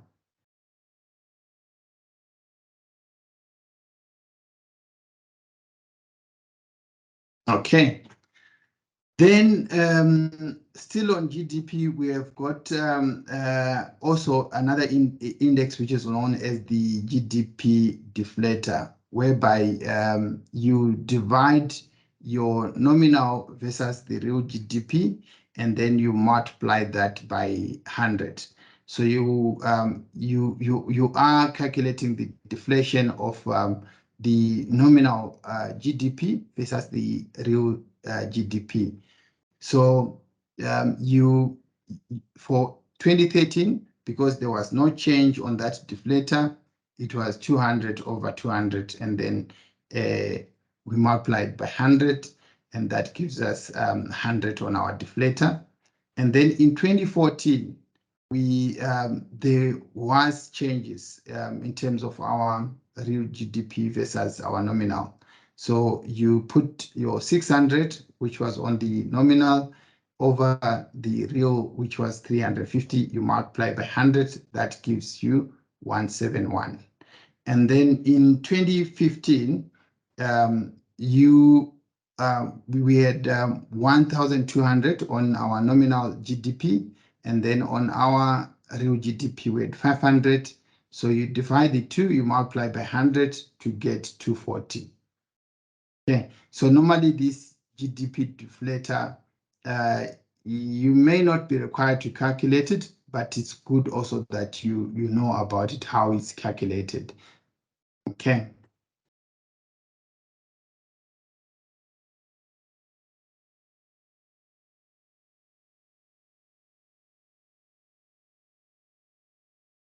So how do we calculate the economic growth? I'm sure there was a lady who mentioned 1.6, that our GDP is 1.6. So that was the economic growth.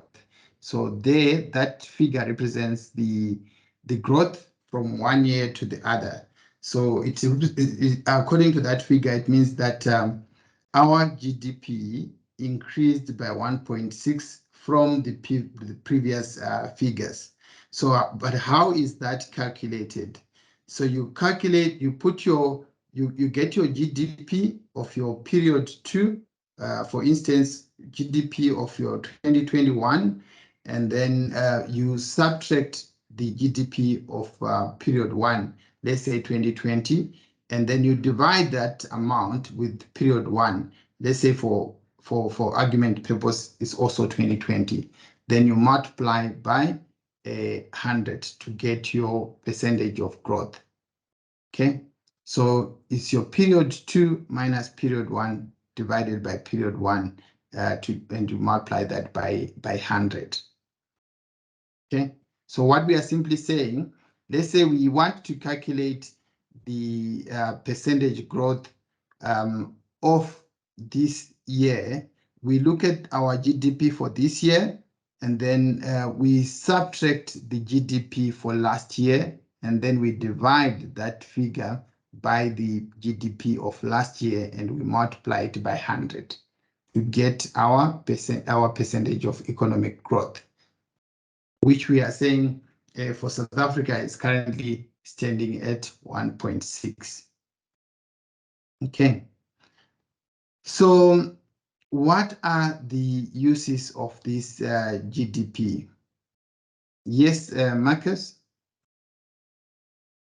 Ash, I'm a little bit lost. I'm trying to check when we calculate the economic growth and we're talking about periods, and then you are saying GDP from period 2, which is the current period, minus the previous period.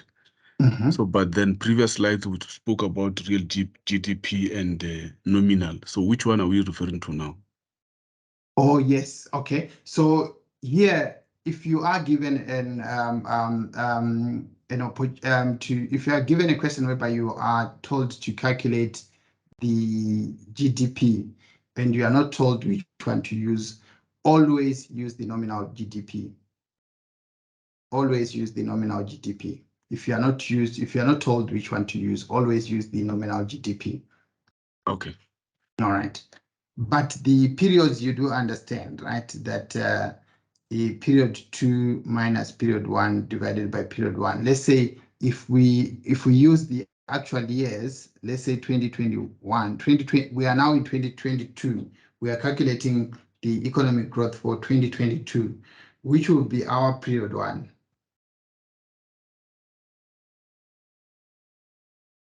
Let's say we are calculating the economic growth for 2022, which will be our period 1.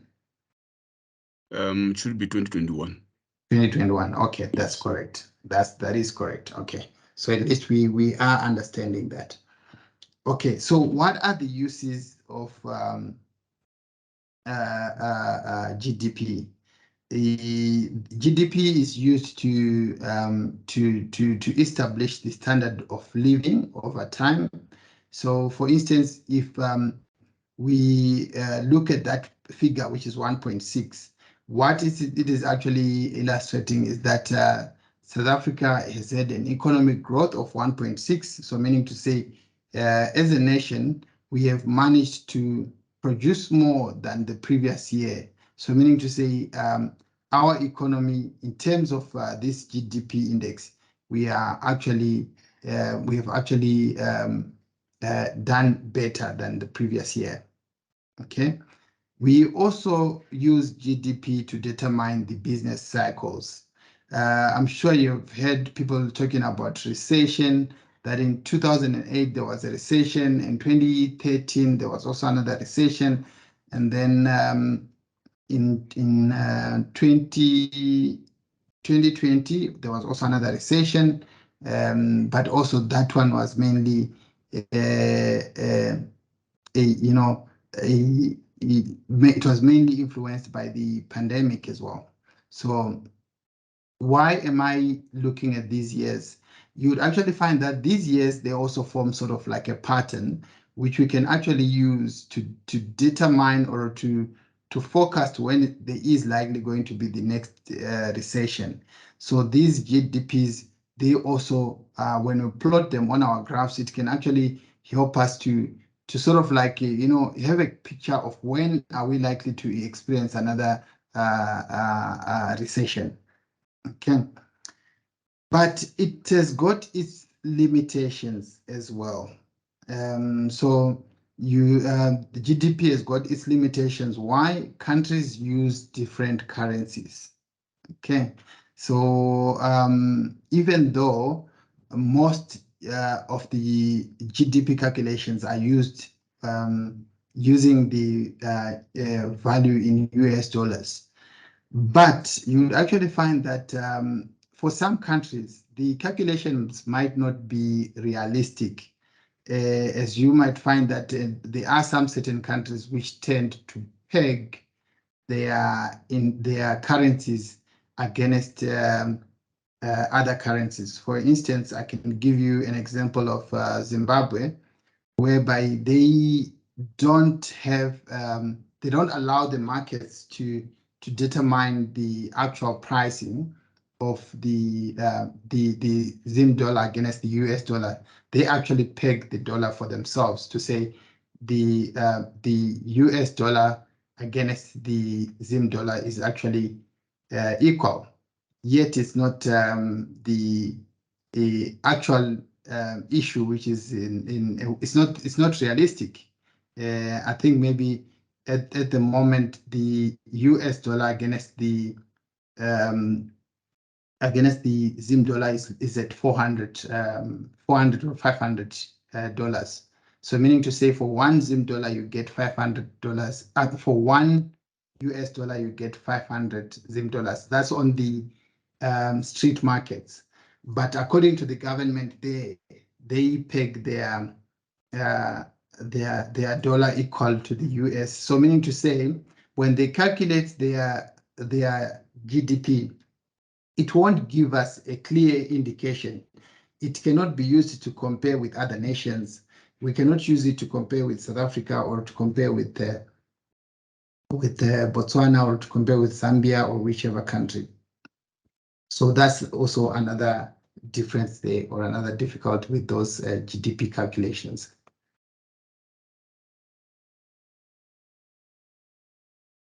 Okay, then we have got the purchasing power parity. So remember, I told you about the Botswana pula being stronger than the South African rand.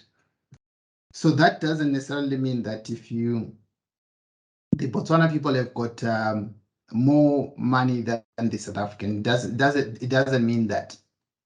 In terms of the purchasing power parity, we are now looking at how much or how many goods can you actually purchase, let's say with your 100 US dollars in South Africa as compared to the $100 using the same $100 in Botswana. How many goods can you have in your considering we've got the same list of items which you have to purchase? How many would you be able to purchase? Would you be able to purchase more in South Africa? Would you be able to purchase more in Botswana? So you'd actually find that there is highly likely chances that you'll be able to purchase more in South Africa, despite the currencies being, the Botswana pula being stronger than the South African rand. Okay, so the purchasing power parity in South Africa, you would actually have more purchasing power than in Botswana. So hence, this real GDP has got its limitations when in some cases you cannot really use it to compare the standard of living in that particular country. So it's got its limitations. So there's more limitations as well, which you can also add on to this list. So I would advise you, if you can access to your internet or to other textbooks as well, you actually find that they are more limitations which are also listed of the GDP.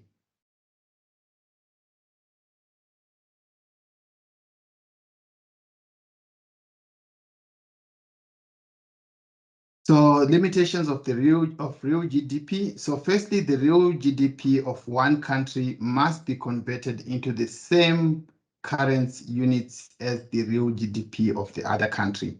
Typically, the US dollar is used. So like we said that, countries, they use different currencies. So now for us to compare one country to the other, we will need to use one standard unit to compare, of which in most cases, it is the US dollar. Okay. And then, like we said, the goods and services in both countries must be valued at the same prices, e.g. using purchasing power parity. So hence again, we would need to have, the only way we can actually say we can compare Botswana to South Africa if the prices of those goods are of the same price. But you'd actually find that this doesn't happen in actual fact. Countries have got different pricings, and depending on several factors like your transportation of goods, your tariffs, etc., which are things which differ in each and every country.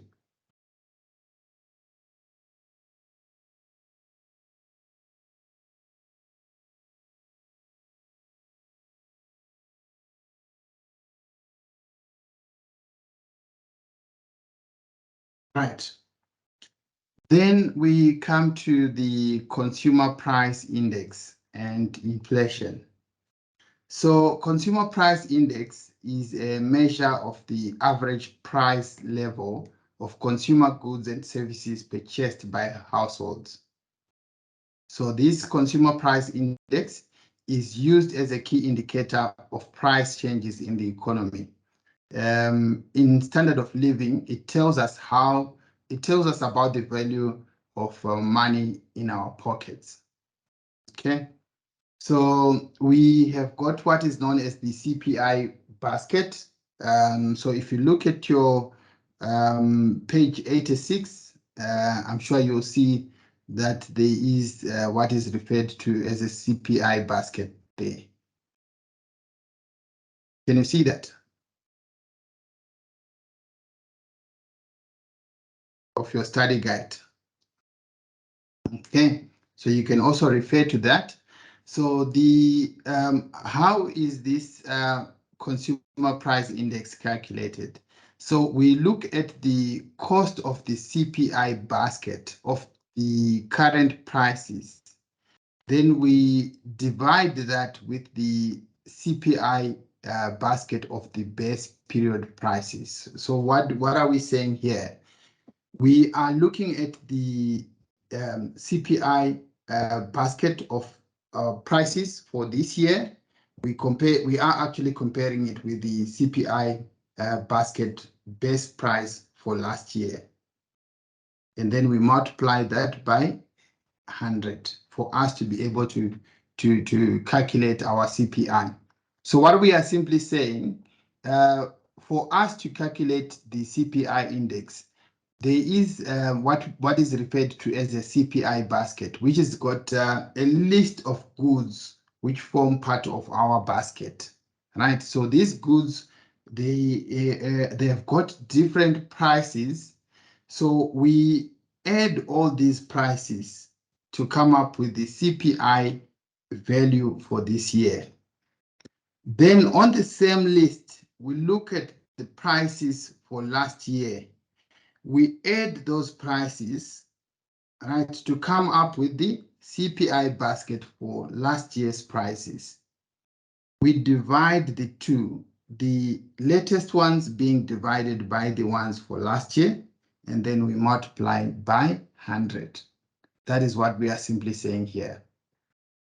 So we are looking at the prices of the current prices, and then we divide that with the basket for last year's prices, and then we multiply by 100. What we are simply looking at is price changes in the economy. So we are looking at price changes from one year to the other.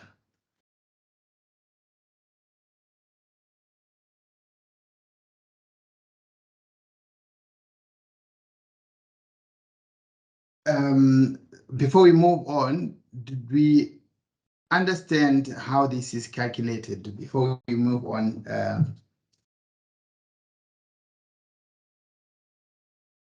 Yes, I understand.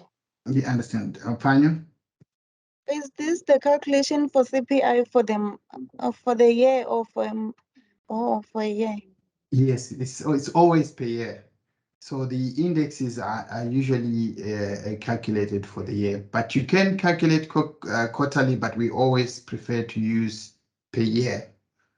So you would have your list of prices of what we refer to as our basket, our CPI basket. So we've got a list of goods which form part of that CPI basket. So we look at the prices for this year, and we also compile the same list for last year. We add those prices to come up with our CPI value for this year and for last year. And then we divide the current year, divide by the previous year, we multiply by 100 to get our percentage of price change. So we are simply looking at the current year, comparing the current year against the previous year. Yes, So Marcus. Sorry, Pana, you can go ahead. is it possible to calculate it for the month Yes, you can actually calculate it for the month. You using using the this same formula? using the same formula.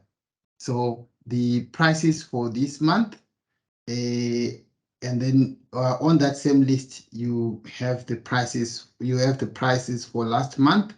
You look at the value, you divide the two, you multiply by 100. Then you're able to determine what was the price change from last month to this month.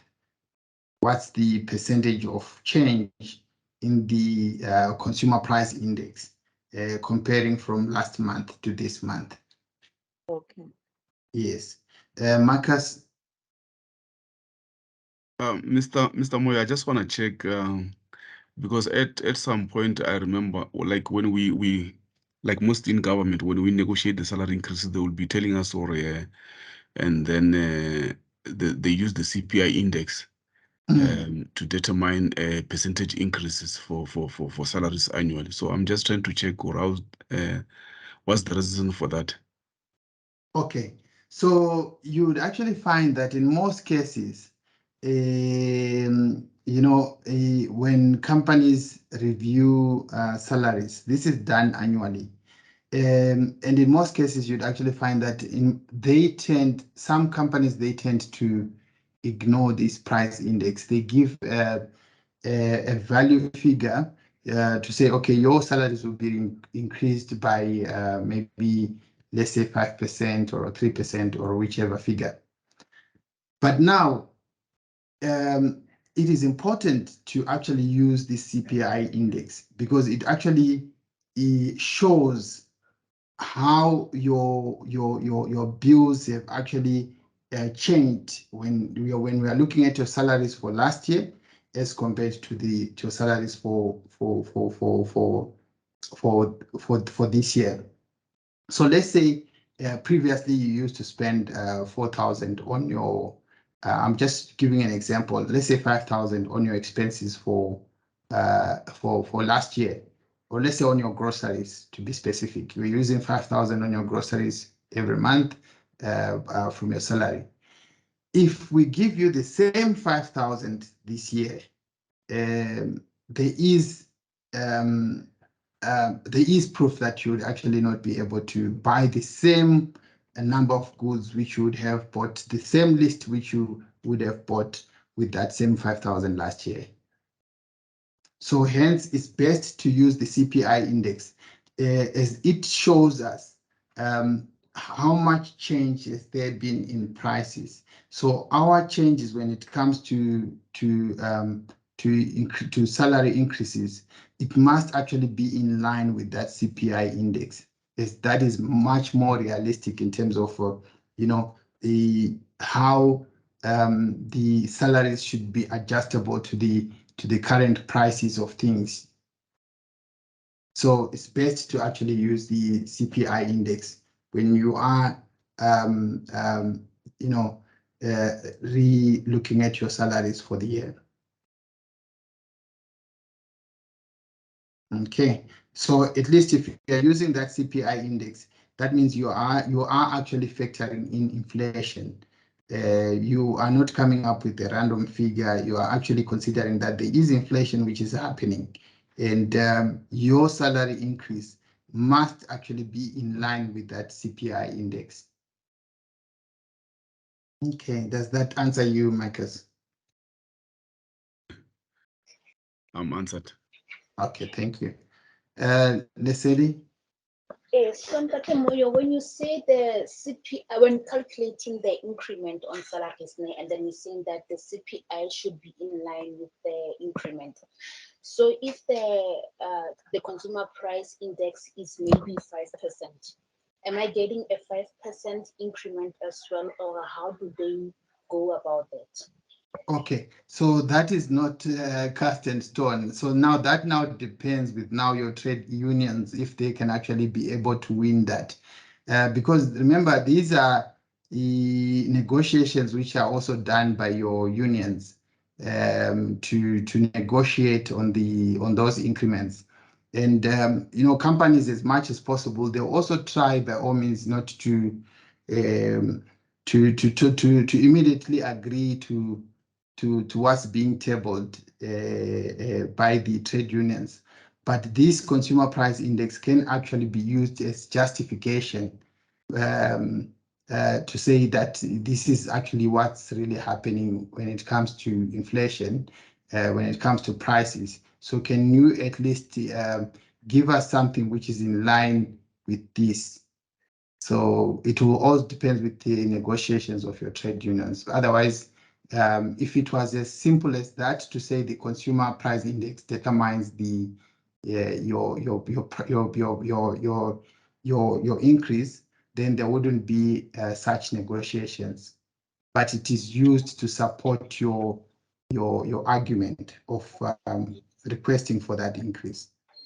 Okay, no, understood. Thank you, Ntate Moyo. Okay. Okay. Thank you very much. Okay. All right. So I assume we all understand this, right?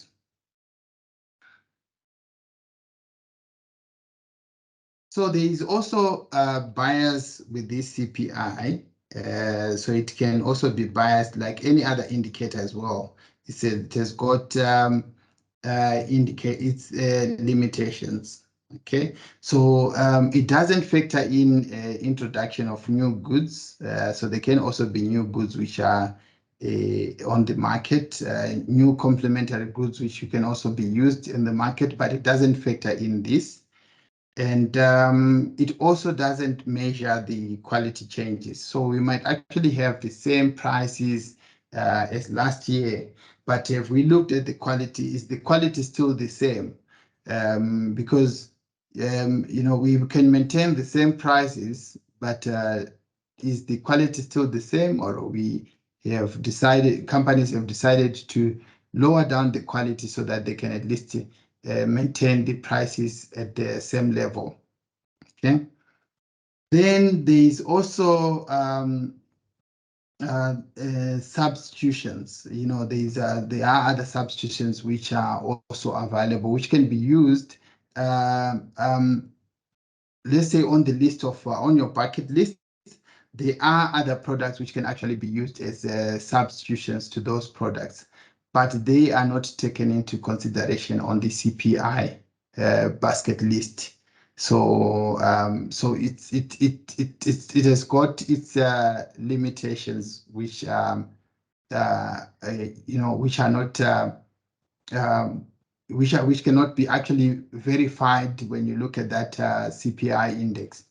So those are some of them.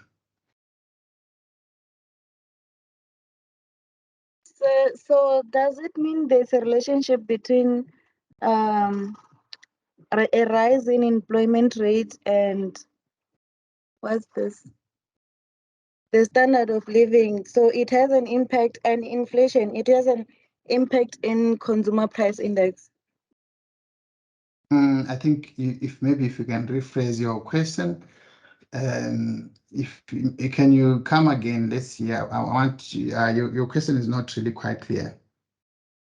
I mean, is there a relationship between a rise in inflation and a rise in employment with CPI? Rise in inflation and the rise in employment with CPI. Yeah, Okay, let me try to and maybe break down your question, because it's a little bit vague, but I think I've got an idea of what you want to understand, what you want to ascertain. Okay, so the CPI index has got a direct relationship with inflation.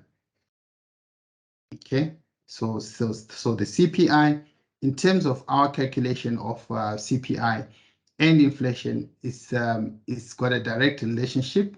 You will also see when I give you the formula of how we calculate inflation, you'd actually see that it's actually the same. So that's a direct relationship. And then when you talk of unemployment basically, when there is a high unemployment rate, it basically tells us that the economy is not doing well. It means that if our unemployment rate is increasing, it basically means that the number of people who are losing there's more people who are actually losing their jobs. So that means our companies are not employing as much as they should be, or maybe comparing from one year to the other, it means that in terms of our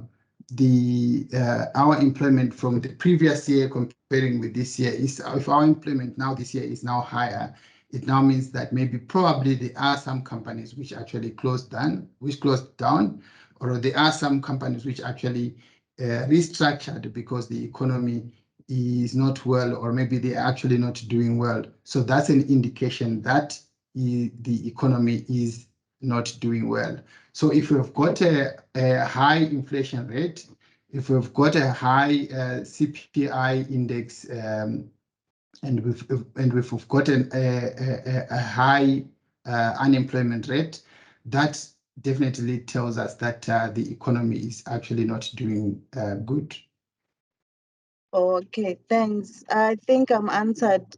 I wanted to know if the rise in unemployment causes the CPI to decline. No, it doesn't. It doesn't. Remember, on CPI, we are basically looking at the prices. We are basically not looking at the prices. So there isn't a direct relation of unemployment and the price changes. Okay, thanks. Okay.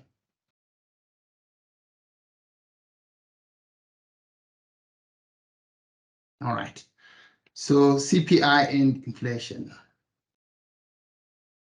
So like I said, there is a direct relationship with CPI and inflation. So here is your answer. So inflation is the annual percentage change in the CPI. So we look at the CPI for this year, and we subtract the CPI for last year, and then we divide by the CPI for last year, and then we multiply by 100. So for us to get our inflation rate. Can you see the difference between these two formulas? The one for the CPI calculation and this one for inflation. Can anybody note the difference? So for inflation rate, you've got your CPI for this year, and then you subtract the CPI for last year, and then you then divide with the CPI for last year, and then you multiply by the percentage, by 100.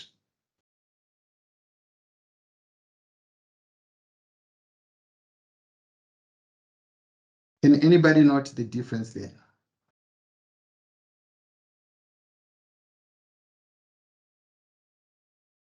Can someone assist us there? Yes, Yeah, Marcus?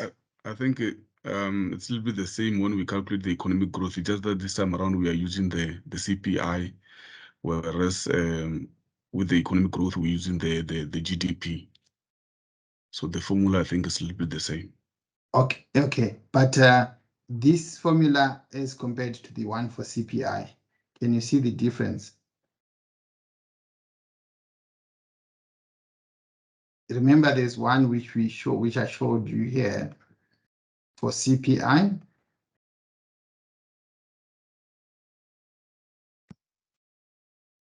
Yes, in the Oh, data, there, you see it.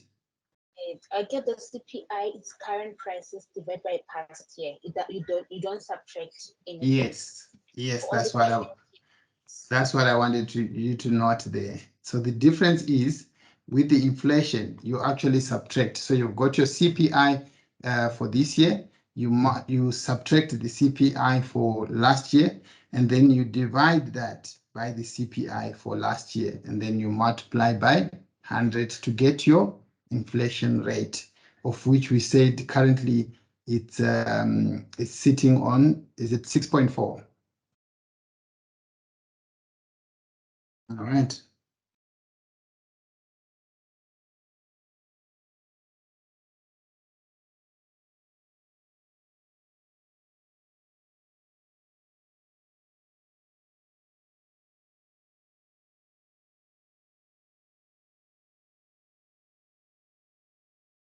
Right, now let's look at money supply. So money serves three functions, right? So it serves three functions, and what are these functions, right? So money is used as a medium of exchange.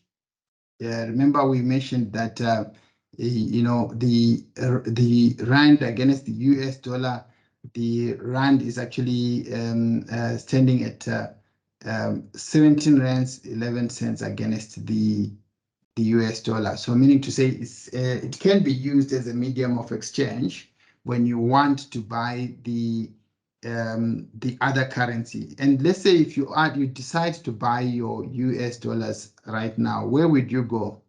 Where do you think you'd be able to get that currency?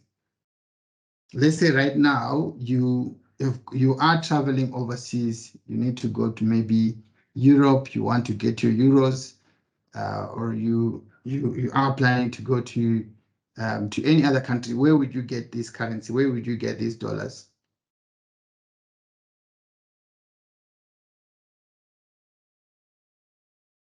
I know we know these things. We just don't want to contribute to the discussion. And it's been the same people again today. It's the same people contributing to the discussions.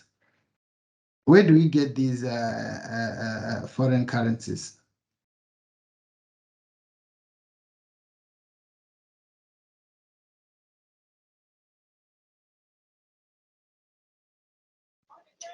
Mr. Moyo, I think from the bank. From the bank.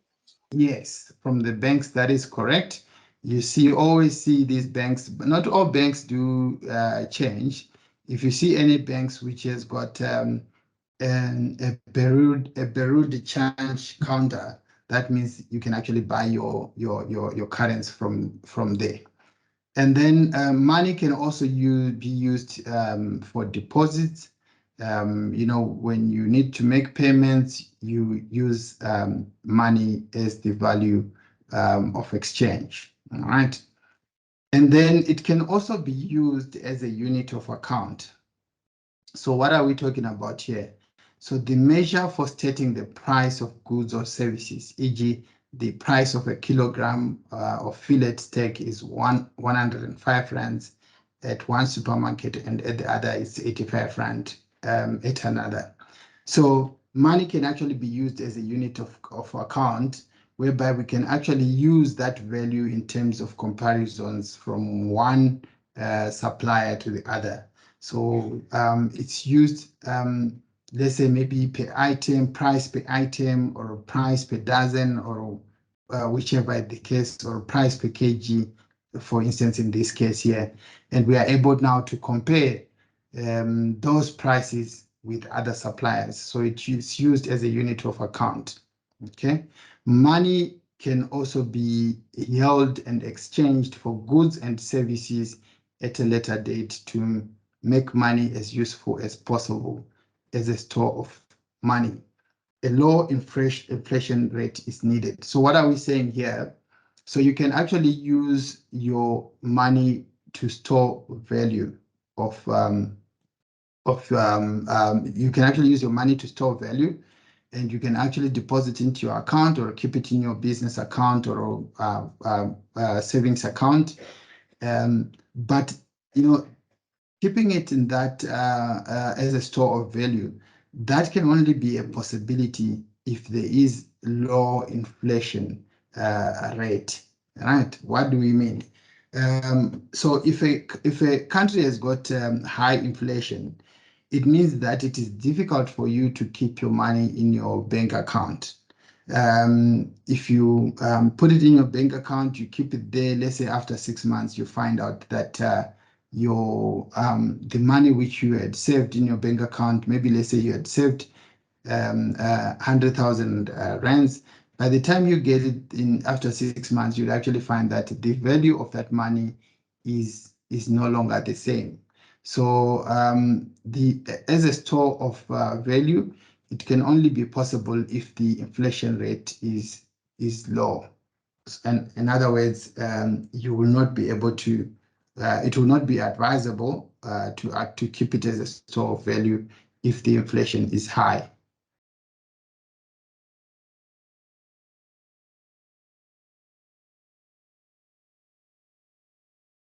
Right.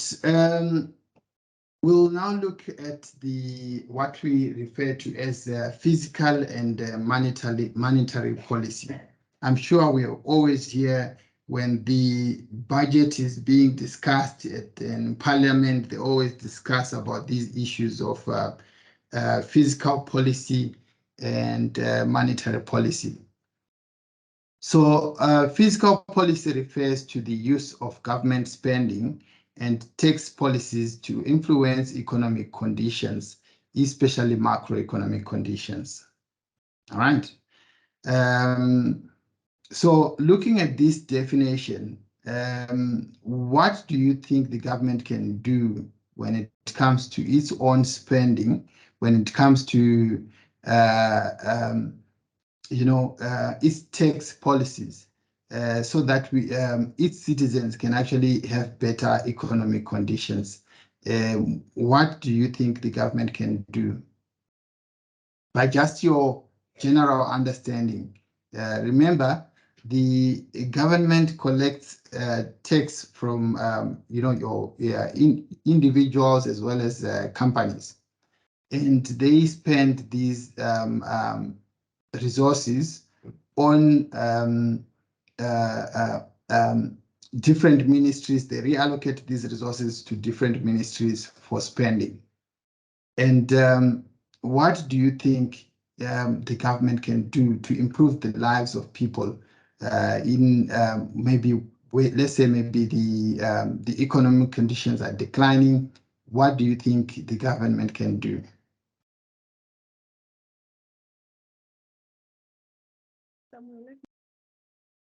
Yes, Leah. So what I've been thinking all along, Sorry?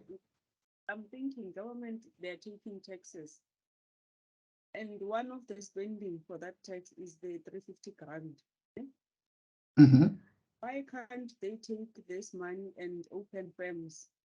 Then they appoint the same people that they're giving the 350s to. They get appointed permanently. I've been always thinking about that. That's one of the things that I would do if I was government. Yes. So instead of giving out people these 350 rands a month, maybe come up with projects or come up with companies, government-owned companies, and then employ these youth so that they can actually have more or less of a permanent income and also contribute to the economy. Hey, quite a brilliant idea, Leah.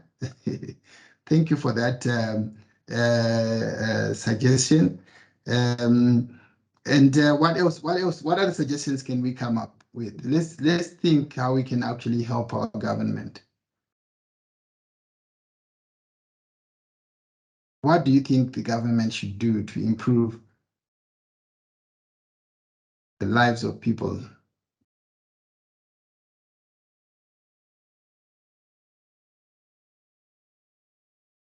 Any idea?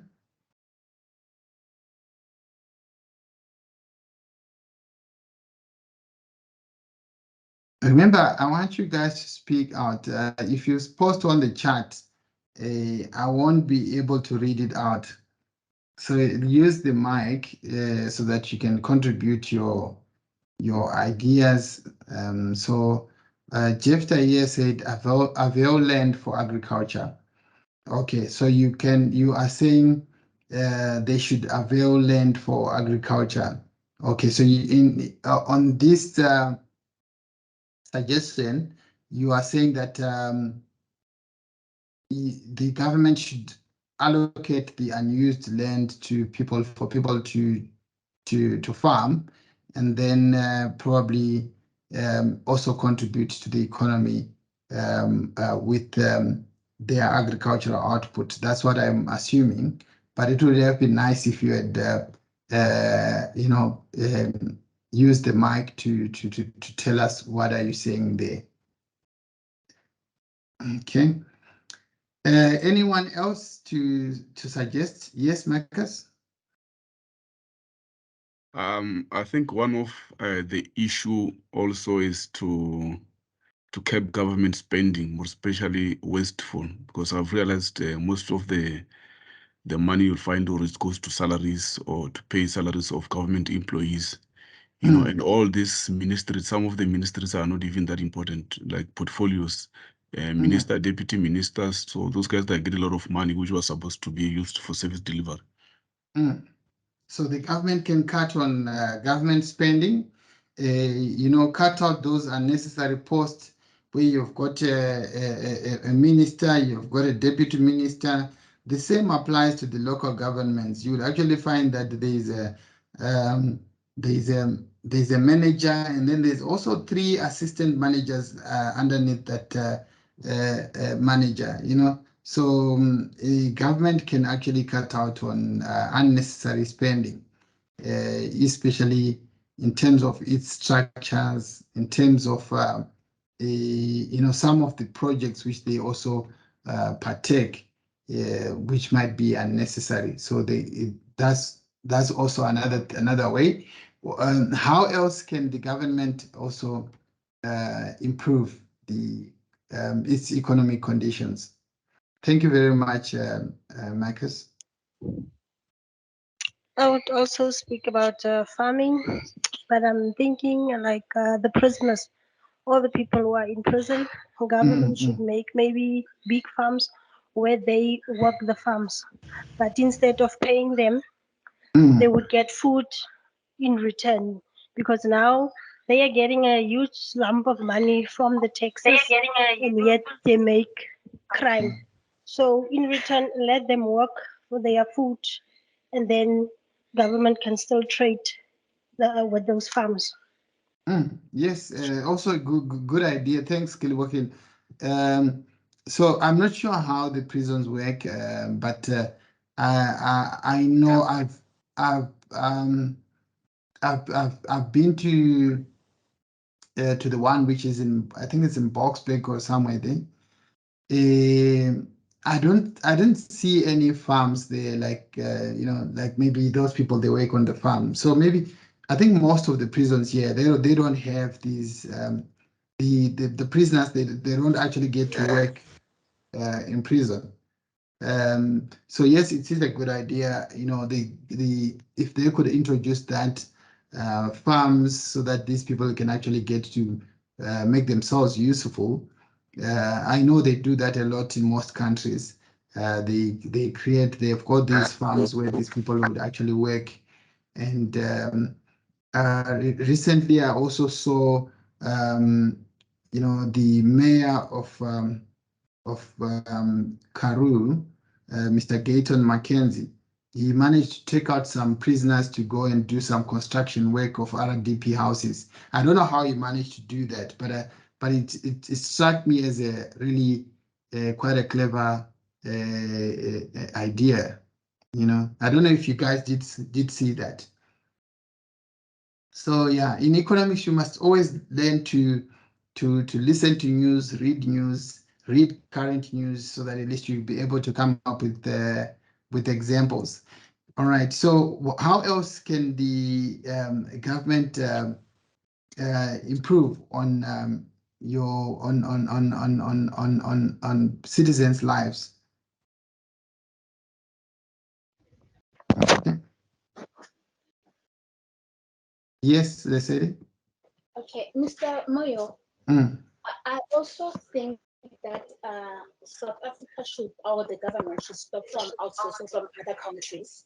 Things that we can, maybe things that we can manufacture from home. I think manufacturing, outsourcing things from other countries is one of the things, you know, Yes. yeah.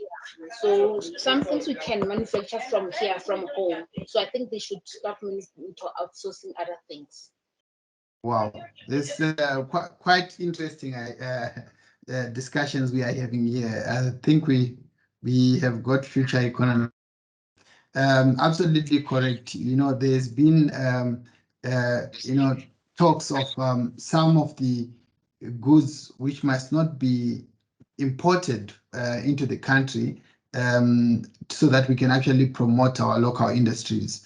And the clothing industry has been one of the industries which has always come under fire, to say, why can't we not necessarily ban the other clothes which are being imported from other countries, but put a high tariff, so that those clothes become more expensive to purchase, and so that we can actually encourage people to buy from the local market, because we still have got the industry which is operating here, which is also producing quality clothing as well. But because they facing that competition from you know, the foreign markets, the outside from the imports, especially from China, they tend to suffer. They are not really performing well.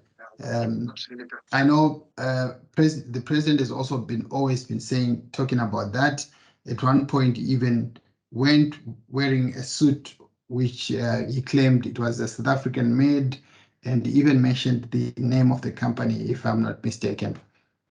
Thank you for that, Lisiri. Quite a brilliant idea. And Leah? Thank you very much. I wanted to talk about exactly what you're talking about, the export and import. I wanted to raise that issue. And the other thing, what I'm thinking of now is the issue of, during our time, we used to pay school fees. So now there's no more payment of school fees, but almost all the child are getting the grant. Why can't we bring back the issue of school fees? 100 rand per child per year. It will help the Department of Education to improve the status of the schools, especially the rural schools.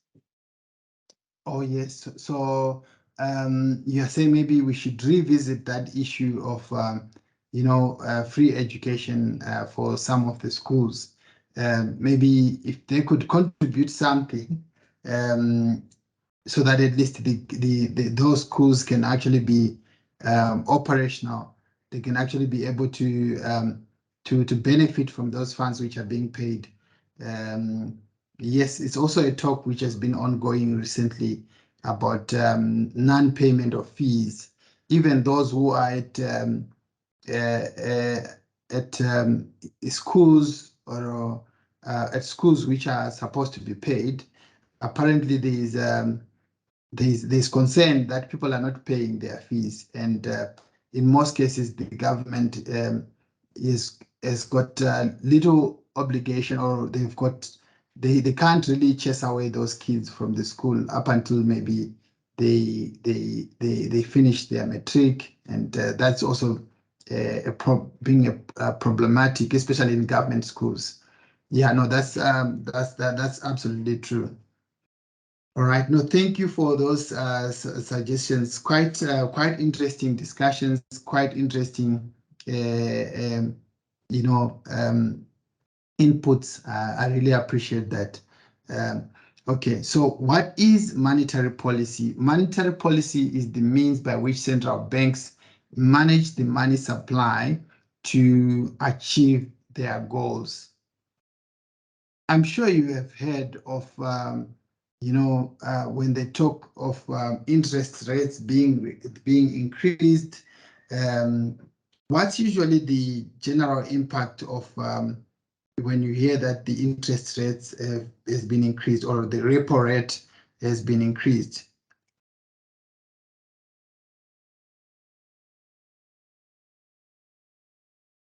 Okay, so just to give you a briefing on that, on what is a repo rate. So a repo rate, so the government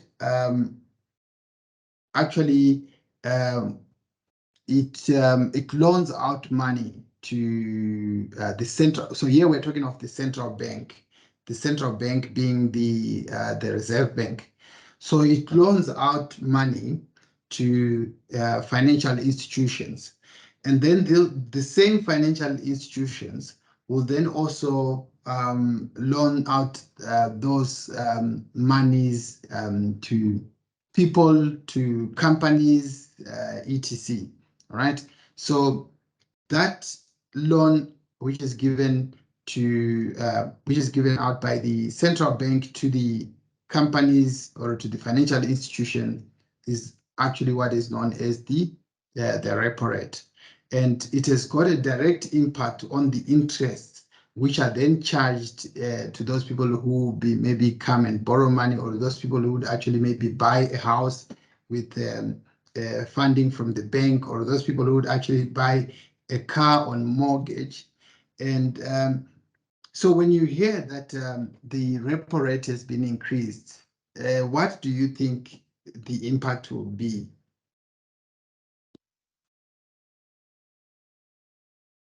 What do you think the impact will be? Just from this explanation which I've just given, what do you think the impact will be?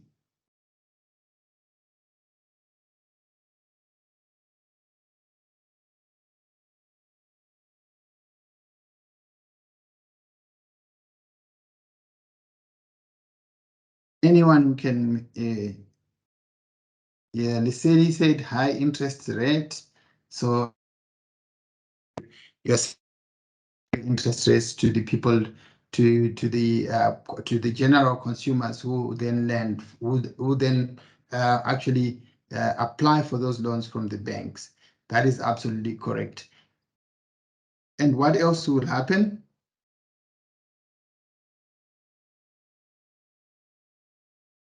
So it becomes expensive to borrow. And when it becomes expensive to borrow, what does that mean for the economy?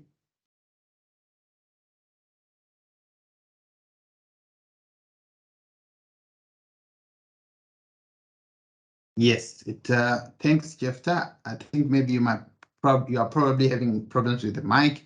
So yes, factories will close because they might not be able to access that working capital which they want to use, or they might actually feel discouraged to borrow more money from the banks because it's now expensive for them to borrow. And that would also lead to lesser spending by the consumers as well, as they would also not be able to access personal loans as well. So meaning to say, such an increase of the repo rate, it can also maybe slow down the economy in a way. Okay, so that's some of the things which can actually happen.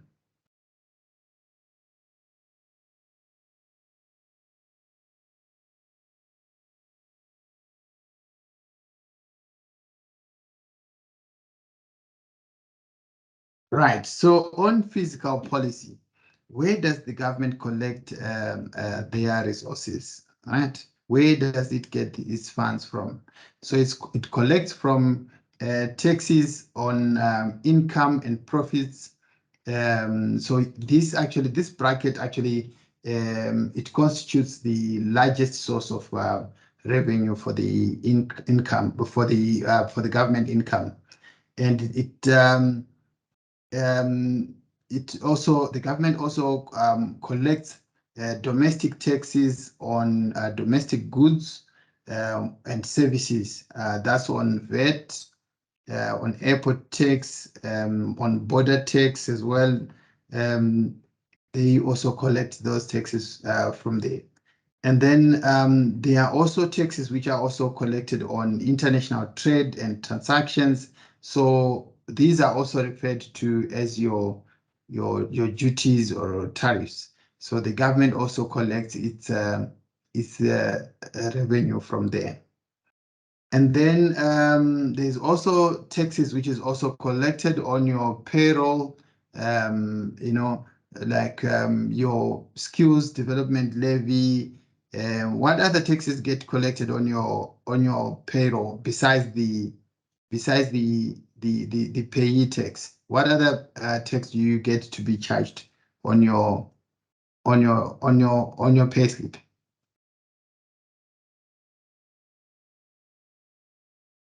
What other tax is there on your payslip?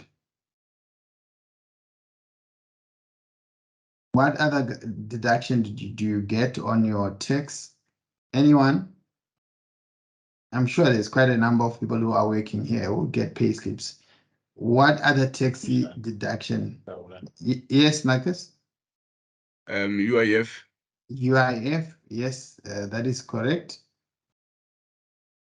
And your pay as you earn, obviously. And then there's also taxes which is also collected on your property.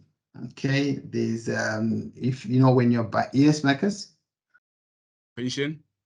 Pension, yes, that's also collected on your tax. And then there's also taxes on your property. For those who might have purchased property, you might be aware of your transfer duties and estate duty when you purchase a property. So that actually goes to the government directly. It's a tax collection. And so this is where all the government collects its taxes. Okay.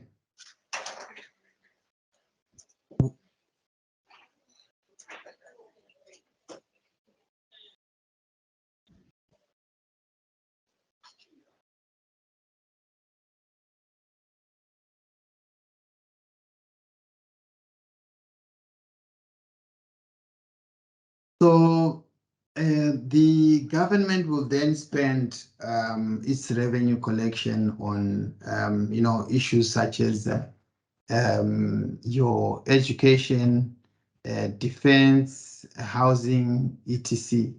And also remember also the government also has got the government itself is also an employer, so it pays its salaries. It also has got it also subsidizes on certain products like your medication, etc. And it does also pay to those companies which it enforces to subsidize on certain products. And then the government also owns land, buildings, etc. So they also spend on that. Okay. So that's how the government spends its monies.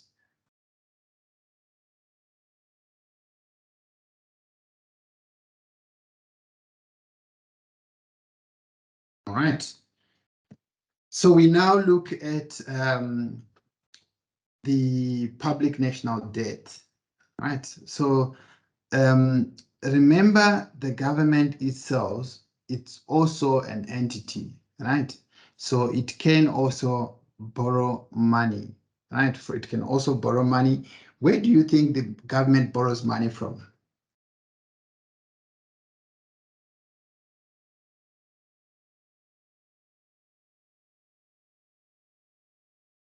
where do you think the government accesses loan or borrows money from? Reserve Bank. Remember, the Reserve Bank is also owned by the government itself. Where else outside its own facilities, its own entities, where else can it borrow money from? Yes, Marcus? World Bank. Yes, correct. And BRICS. BRICS, like all these other organizations which are meant to assist different countries. So BRICS is also one of them. The World Bank, and which other one? There's quite a number of them.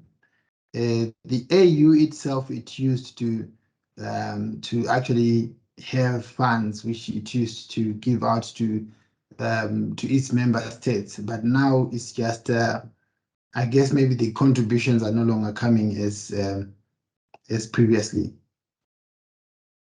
So the government can also borrow money from outside.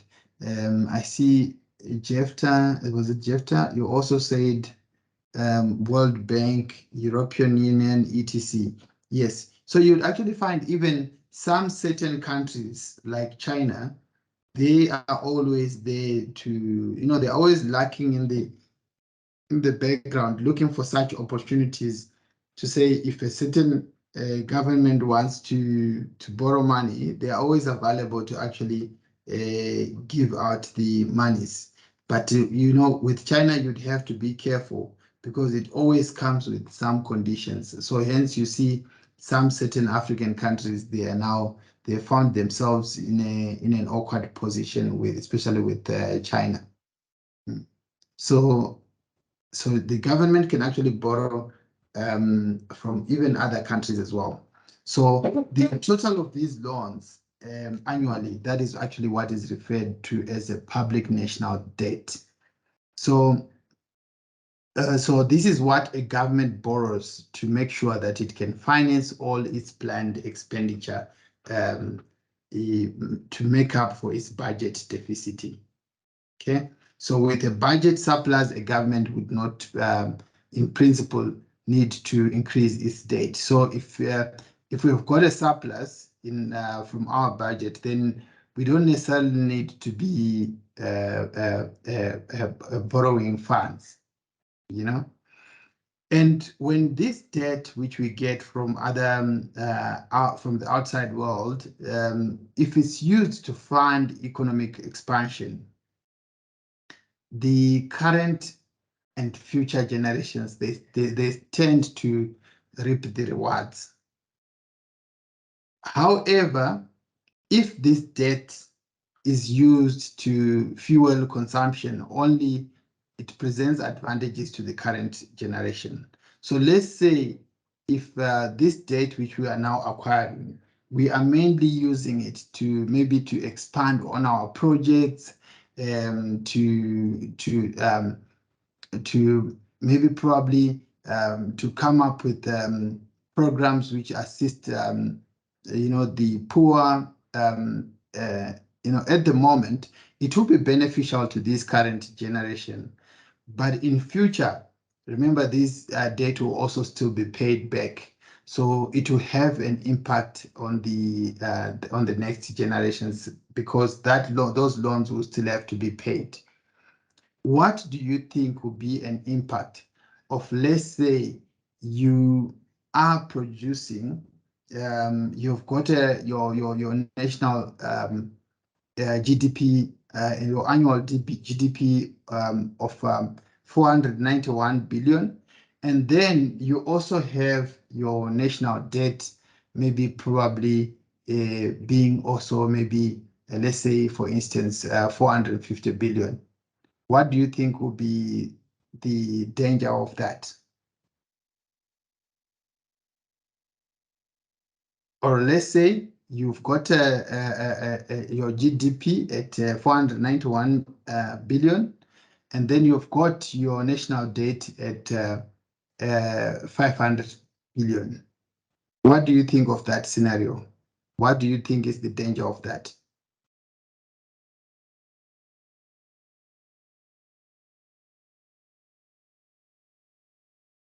Anyone?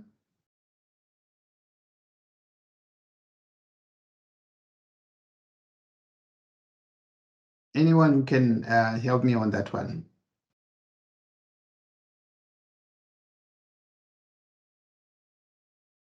What do you think would be the danger of that? You've got your GDP at 491 billion, and then you've got your national debt at 500 billion.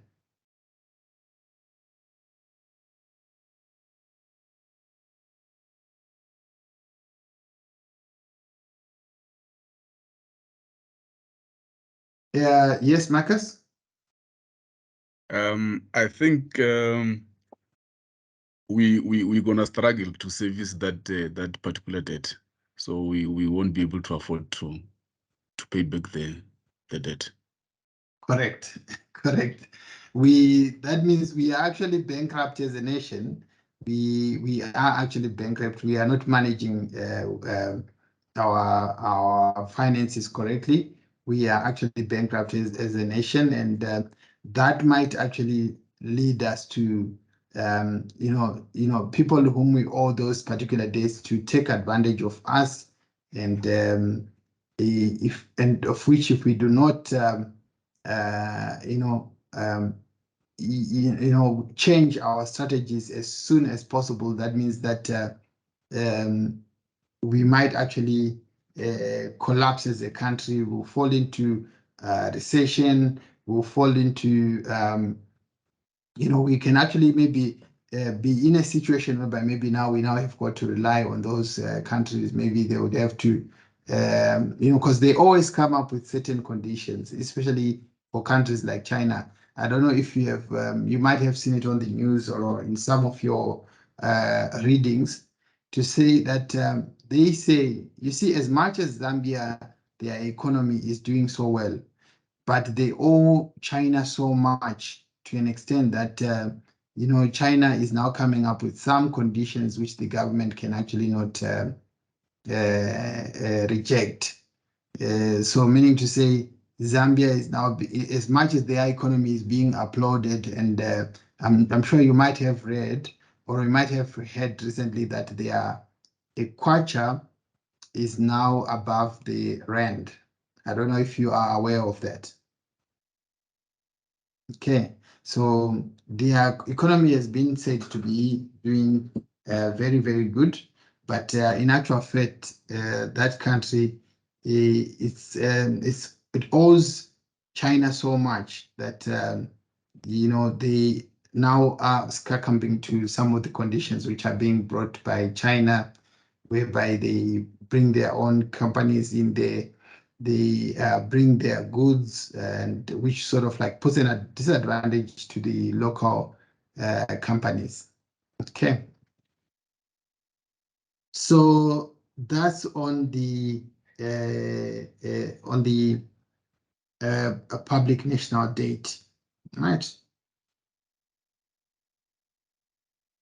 So now let's look at the monetary policy. So like I said, government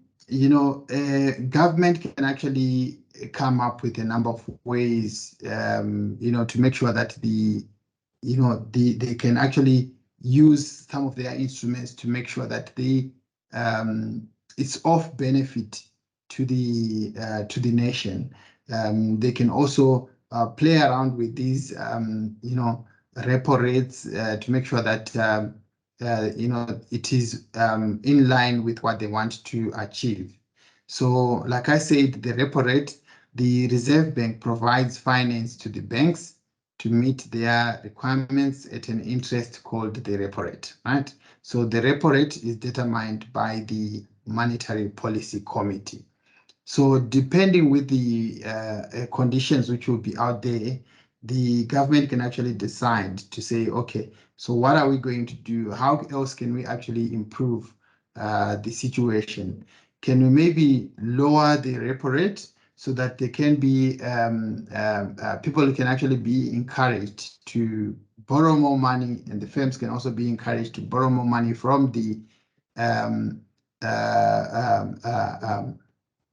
from the from the banks, so that they can able to finance their operations as well. Okay, so those are some of the things which the government can also do. They can also decide to come up with a range of fundraising options, which we call open market operations, whereby they can actually issue out Reserve Bank debentures. They can also purchase or sell treasury bills which are issued by the government. They can also issue out government bonds. Any idea of these things which we are talking about? You know, when you hear that the government is issuing out Reserve Bank debentures, what does this mean? What do you think will be happening in such kind of a situation? I'm sure it's not the first time you hear of the Reserve Bank bank debentures or the government bonds. What exactly will we be talking about? Or treasury bills? Anyone who has come across these three?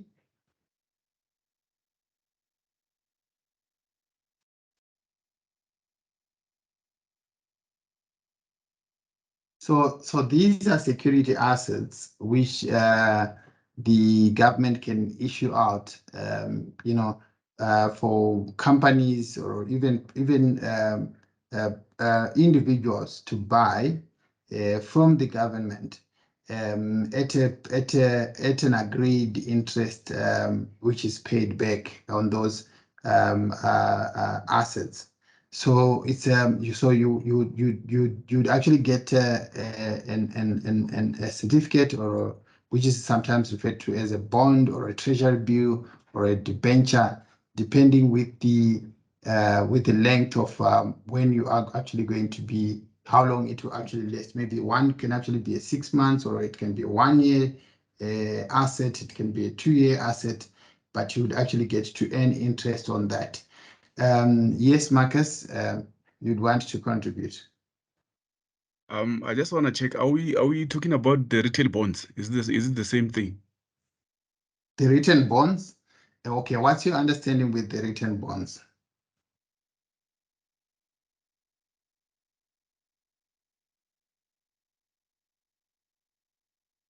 I'm not sure. It's sort of the sort of security bonds that the government issue out. Exactly. Yeah. Yeah. So can you please? You're actually coming out all right. What the government issues out? You can actually go ahead. So you're saying the government issues out these bonds. So they issue out these securities or bonds, right, at an agreed percentage. So meaning to say, if you buy those bonds, you benefit from the interest which you'll be getting from the government. And then on maturity, you also still get the monies which you would have put in back as well. So you benefit from the interest. It's like opening up what we call a fixed account. But the good thing about these kind of securities is they are usually on high interest, which is paid on them. So you get to actually benefit quite a lot from the interest. Okay, so those are some of the instruments which the government can actually use to control the monetary policy, or if they maybe, let's say, they can actually probably use this option to sort of like, maybe if there is a flood of money in circulation, they can actually use these bonds so that the people would actually be attracted to these bonds, and that would sort of like limit the money in circulation as well.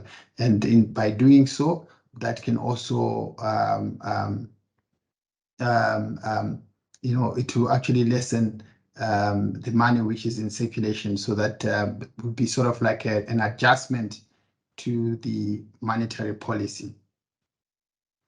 Okay, so we, in this section, we are now looking at some highlights in the South African economy, right? So that at least we can have some more relevance to what we are talking about, you know, looking at the at our economy. So we will be looking at some few highlights in our South African economy. Right. So the South African government has been consistent in its use of the fiscal and monetary policies to try and help our economy to be in good shape, so that it can also compete with the other global economies. And the one of the advantages which the South African economy has got is that it has got abundant of natural resources. What are these resources which we are talking about? We're talking of our mining resources, our agriculture, the hospitality industries. You know, you can actually name quite a lot of these resources which we have in abundance. And we also have got a well-developed regulatory system. So meaning to say we have got the law which is in place, which also helps to keep our economy in line, as well as to make sure that everybody operates according to the law. We also have got an established manufacturing base of quite a number of products, such as steel, such as what other products are manufactured in South Africa. Let's come up with a list. I would want you also to contribute onto this. Some of you are even working for those companies which do manufacture products. Let's have a list. Dini, is that a hand raise? And Tanelina, is that a hand raise? That would be nice to hear from you. What examples do you have on goods which are manufactured in South Africa? No, my apologies. I just raised my hand by the time you check the quorum. It's Oh, my first time yes. attending. My apologies. All right. Okay. No, that's Okay, fine. thank you. All right. Anyone else to assist us with the examples of goods which are manufactured in South Africa? Let's have some examples. There's plenty of them. You can actually write a whole book of goods which are manufactured in South Africa.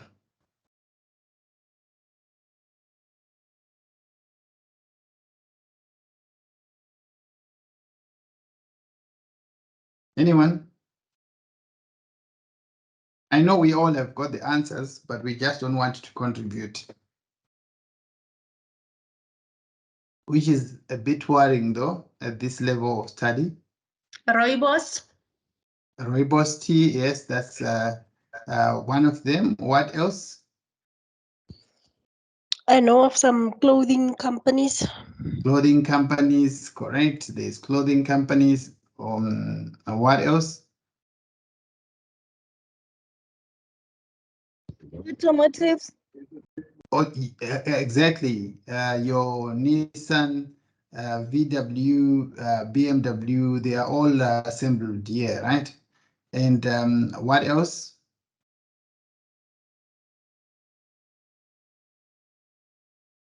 Let's come up with more. There's more. You can actually write a whole book.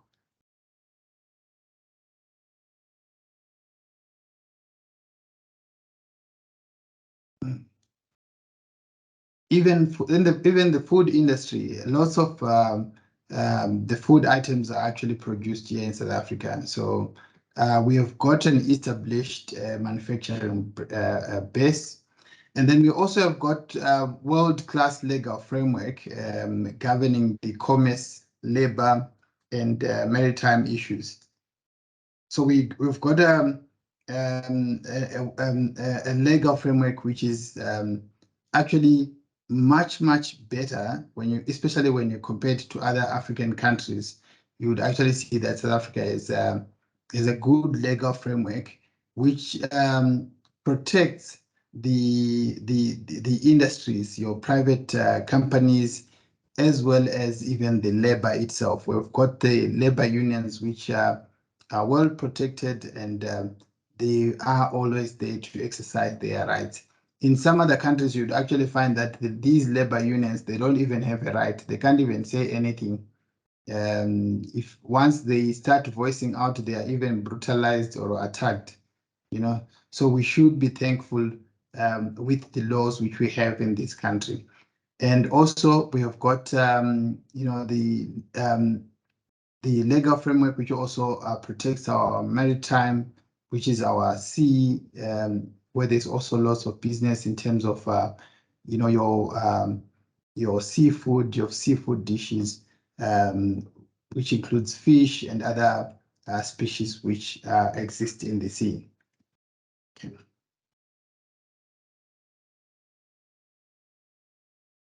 And we also have got laws which also protect on competition. We did mention about the colluding of prices of the cell phone network companies, as well as the bread making companies. We did mention something on that. And we've got laws which protects on copyrights, patents. The banks, they are also regulated, just to name a few. But we do have all the laws which are in place to make sure that our economy functions rightfully. So our industries, we have seen quite a significant growth, especially if you compare from the early years of post-apartheid up until now. I know there are some people who might want to argue that, but in terms of the GDP, there's been a significant growth, as well as in terms of actually the industrial economy. There's been quite a significant growth from those early years of post-apartheid era up until now. And we also have got other informal, another informal economy, which has also sort of like split up, where you have got your informal traders who sell for spaza shops, you know, those aunties whom you see selling on the vegetable stores in the city or at the vegetable markets. That is also referred to as an informal economy. So it also contributes to the economy, as it provides income for those particular individuals who partake in those activities. So the second economy presents both development opportunities and challenges. What do you think are some of the challenges which are brought by these informal economies? What do you think are some of the challenges? Do not shy away to mention them. Let's discuss this so that we know that when you are writing, you need to be open-minded, and you need to make sure you mention some of these challenges. What are some of the challenges which are faced by these informal economy? Not necessarily being faced by the traders themselves, but what are challenges which the government is facing with them? As much as there is some growth opportunities, but what are some of the challenges with them? Water and electricity. Water and electricity, how? Okay, so remember, when we're talking of informal traders, or informal economy, we're talking of, like your spaza shops at the corner, those aunties who sell vegetables at the shopping centers, or some of them you actually find them in the cities, and yeah, that kind of economy. So that's what we are talking about. To say, as much as they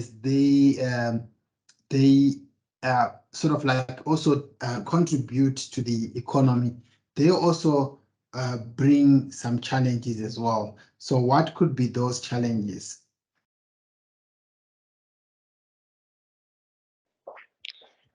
Like most of them, they don't pay taxes because their businesses are not regulated. 100%. Most of them you'd actually find they don't pay taxes. Not only taxes themselves, some of them they don't even have licenses to operate wherever they are operating.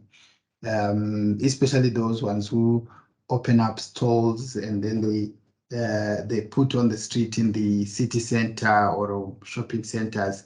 You'd actually find that most of them they don't even have the licenses to operate. Some of them they don't pay any tax at all. So as much as it is providing that person with the income, with a job or employment, but it doesn't really benefit the government itself. Okay, and what else? Okay, so Jefta said lack of financial assistance by the commercial banks. Yes, that also happens, but you'd actually find that this happens mostly to those who do not who do not register their business. They don't do their daily bankings to show that they are actually in business, and so it would be difficult for commercial banks to actually fund them. What other challenges do we encounter with these kind of informal traders?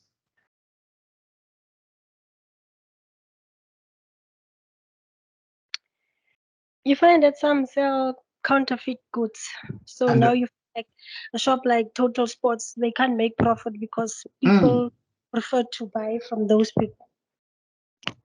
100%. I totally agree with you. Some of them they sell counterfeit goods, and of which obviously that means those goods for them to come through into the country, the government was also deprived in terms of tariffs, etc. Because they are counterfeit goods, they wouldn't have been allowed into the country. So meaning to say they were actually smuggled into the country.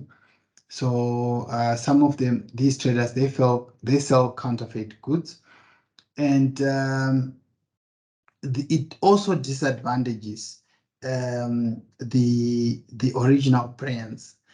For example, there's this one good example which I can give you. On average, the average pricing of Batu sneakers. Those Batu sneakers. I don't know if you might have ever heard of them. On average, they sell them at 1,250 to 1,500. That's the original price. You go to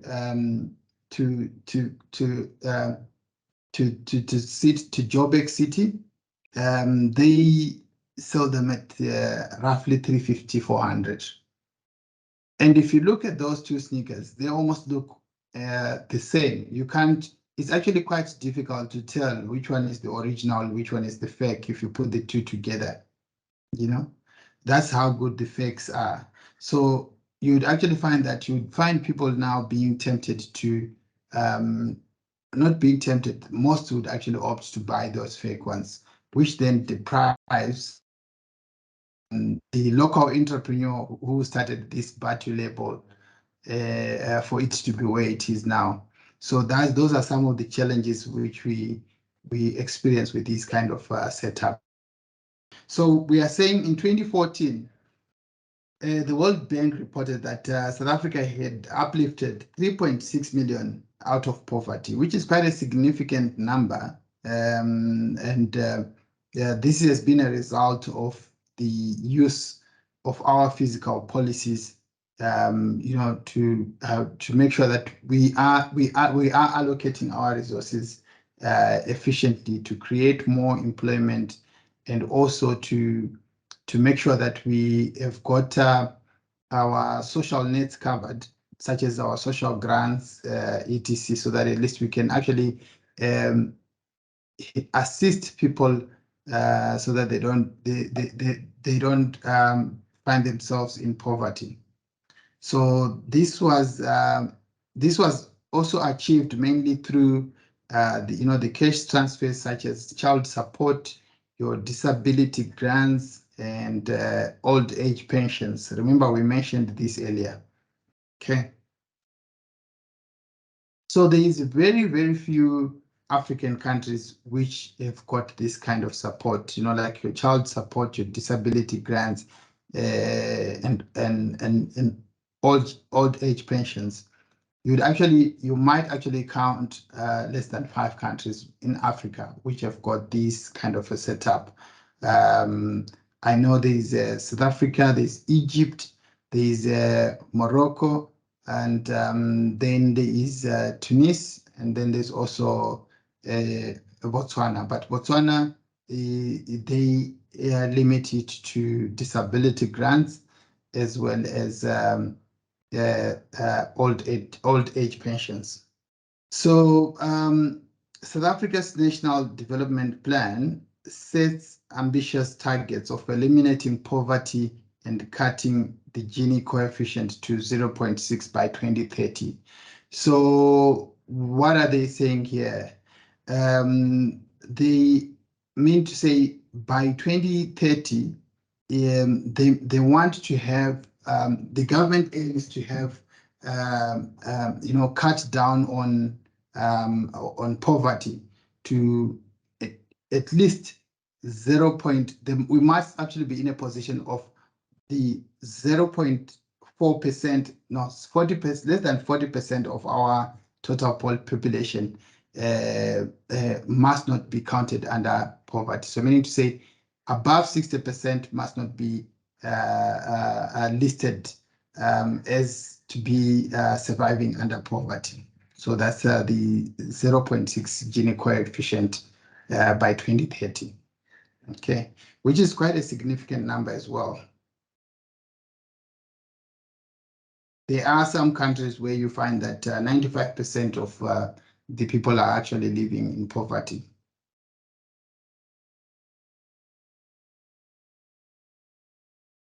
So to continue to boost the economic growth, South Africa would need to address infrastructure constraints, especially on issues of energy. Currently we have been experiencing a lot of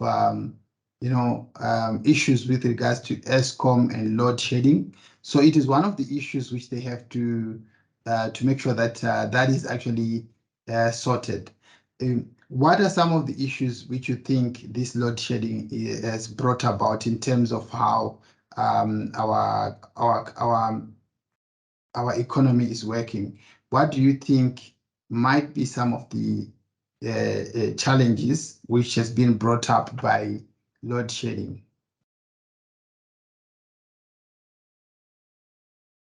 Besides,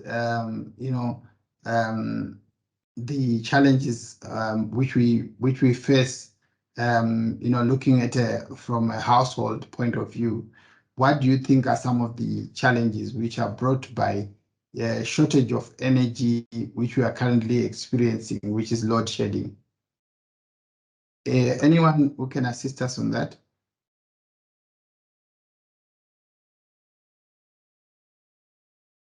What is the impact of, or let me rephrase the question, what's the impact of load shedding on our economy? Yes, Katekan? I think even the theft of the cables, yeah, is one of the causes of this load shedding, because the more they steal the cables and everything connected to Eskom, it makes Eskom to be difficult for Eskom to supply electricity more effectively. Okay, so you're saying also this stealing of cables is also adding on to the challenges of load shedding which we are having. But what do you think is the impact of that, especially if you look at the business sector? What do you think is what impact do you think it has got on our business sector? How is it affected by this? Yes, Kiliwakile.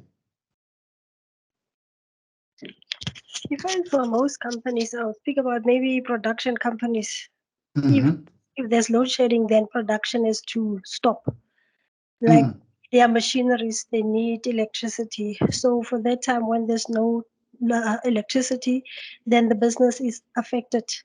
So then maybe they have to buy like petrol and stuff for generators, which is costing the company more money. Yes, that 100% Kiliwakile, I 100% agree with you. Just like what Fano has just indicated there in the chat, that it is slowing down on the economic growth. Because if let's say you operate 8 hours a day, and during that 8 hours a day, you can produce, let's say, I'm just giving an estimate number. Let's say you are the owner of Batu sneakers. Let's say in a day you can produce 400 pairs of sneakers, and you are now facing this challenge of load shedding. You are only now being able to operate for 4 hours in that particular day. That means that your production is also cut to 400 pairs. So that slows down the economy. If you look at it at the greater picture, is most companies are actually experiencing the same problem. Okay, so that's one of the challenges which we are facing currently. And then there's been also calls for the government to come up with some reforms in terms of some structural reforms which can also maybe reduce the high levels of unemployment and inequality. So inequality, when we look at remember previously, because of the apartheid, we had groups which were disadvantaged previously.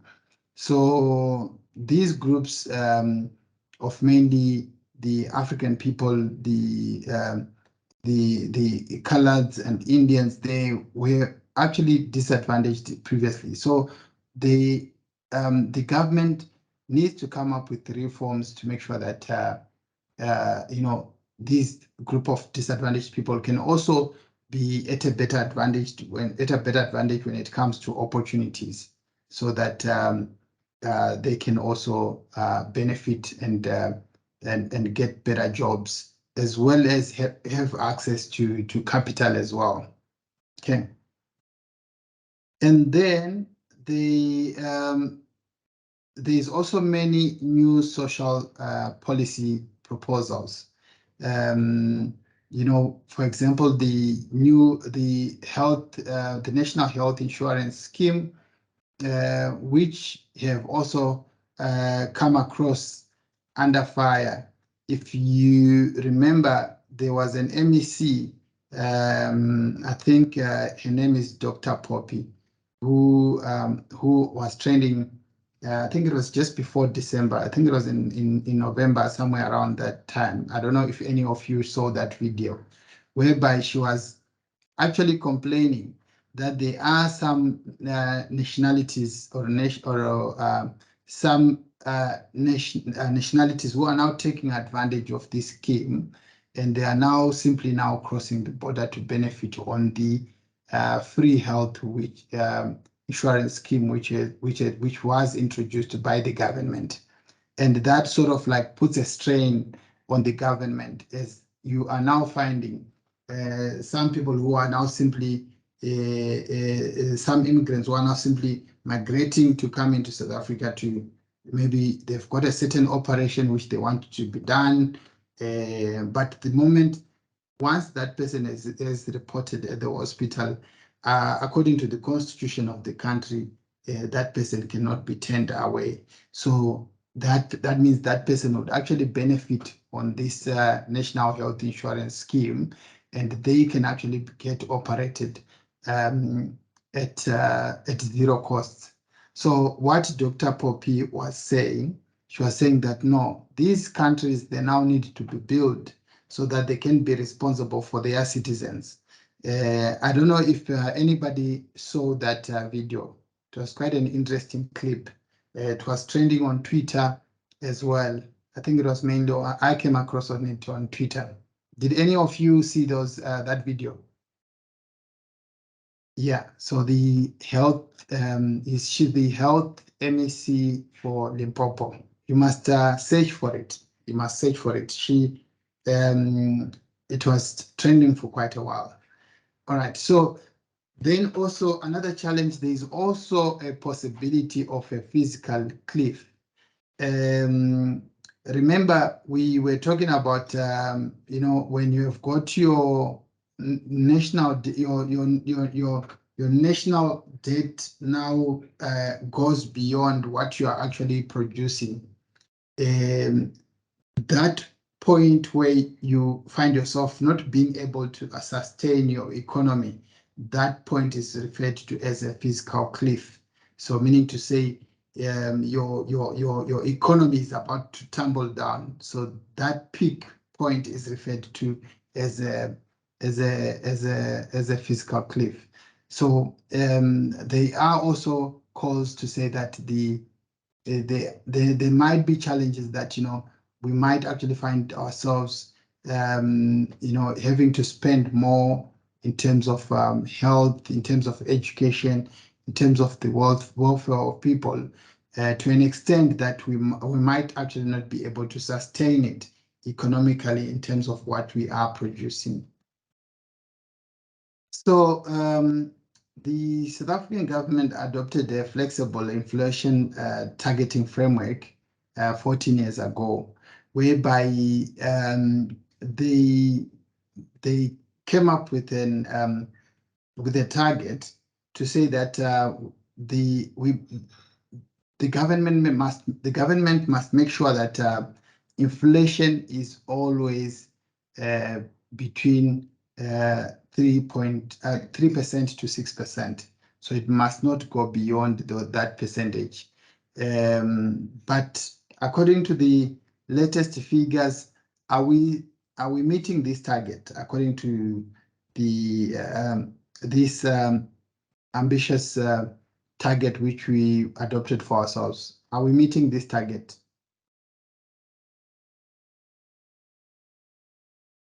According to the numbers which we mentioned earlier, the current inflation rate, are we meeting this target?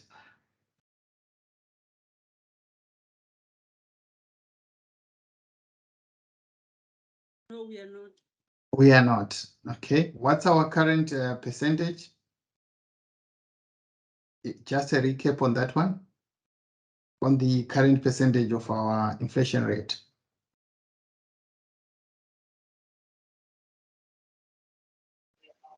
I think it was 17%. It was? It wasn't 17. 17? No. It wasn't. That was the rate between the dollar and the rand. What's our current inflation rate? I think it's 7.7%. You sure? I'm not sure. Anyone else? 7.6. 7.6. Yes. Anyone else? 7.7. Yeah, it's it's around between 7.4 to 7.7. So if you mention any of those figures, that's the estimate inflation rate, which we are currently experiencing at the moment.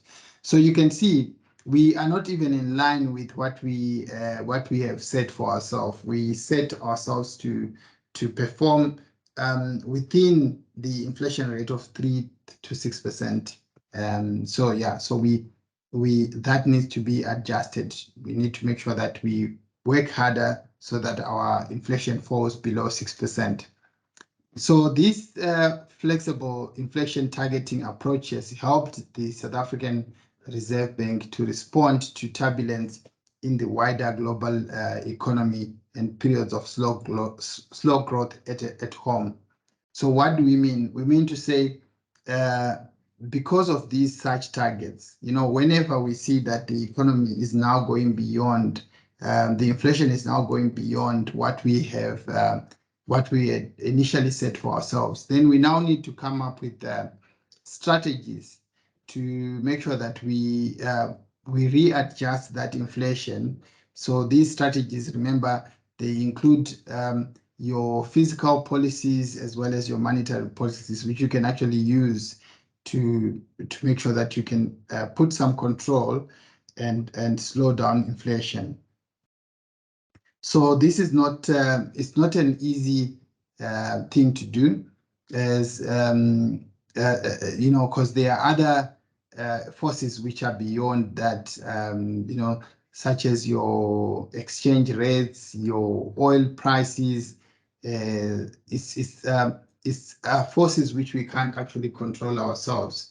Hence, you'd actually find that it's difficult for any government to control, especially for us, like for a country like South Africa to control, let's say for instance, petrol prices, because all the petrol or the fuel prices which we have here in SA,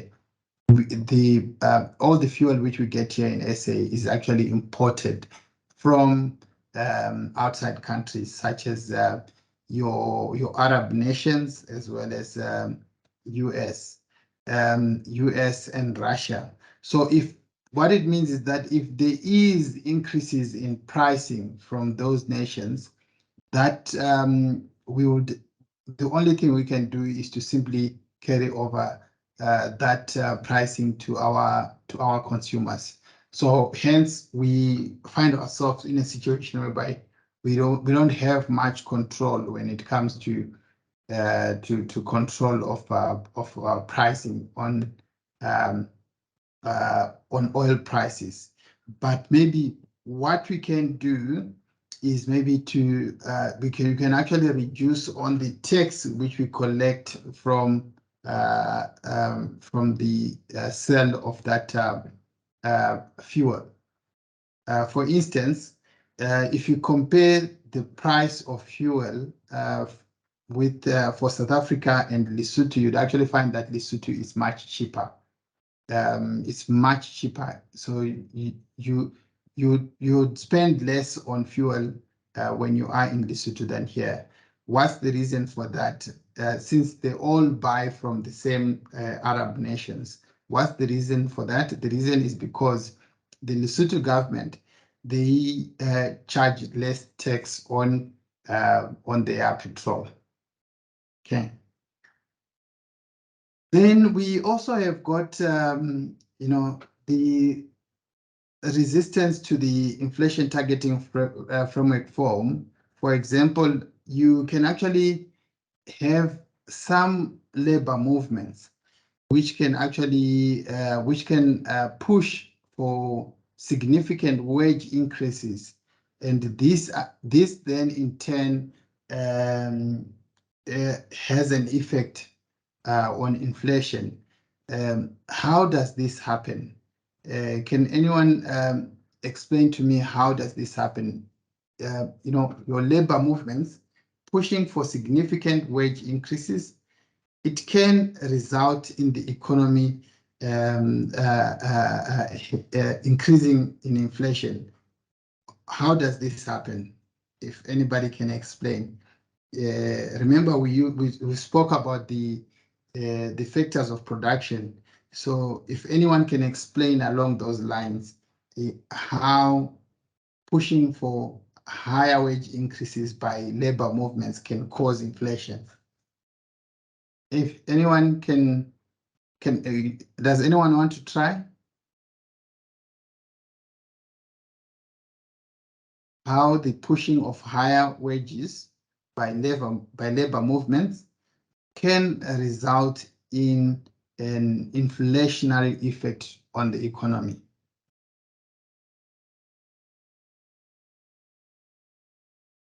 Okay, so this is how it works, right?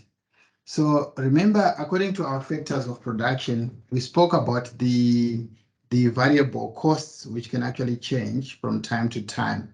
And the labor is part of those variable costs. So meaning to say, if our, yes, Lesedi, I see your hand up. Okay, can I just try it? Yes, yes, please. Okay, I think during those protests or whatever that is, people are not going to work. So for just that day, there won't be any production. So I think that could be one of the reasons. Okay, all right. So that can be a temporary one, but now here is the long effect one now. So remember we spoke about labor being part of the variable costs, right? So what it means is that now labor, since it's a factor of production, if there is a significant push for wage increases across the country by these labor movements, what will happen is that the companies would now find themselves having to agree to those wage increases, and this would actually increase on the budgets of the companies in terms of their factors of production. So it means that their labor budgets, their salary budgets, or their human resources budget will actually go up. So what will then happen when their salary budgets go up? That means this will also have to be added onto the products which they sell, whether products or goods and services which they sell. So that would also result now in the prices of goods and services on the market increasing, right? So remember, inflation, we are mainly looking at the price changes from year to year.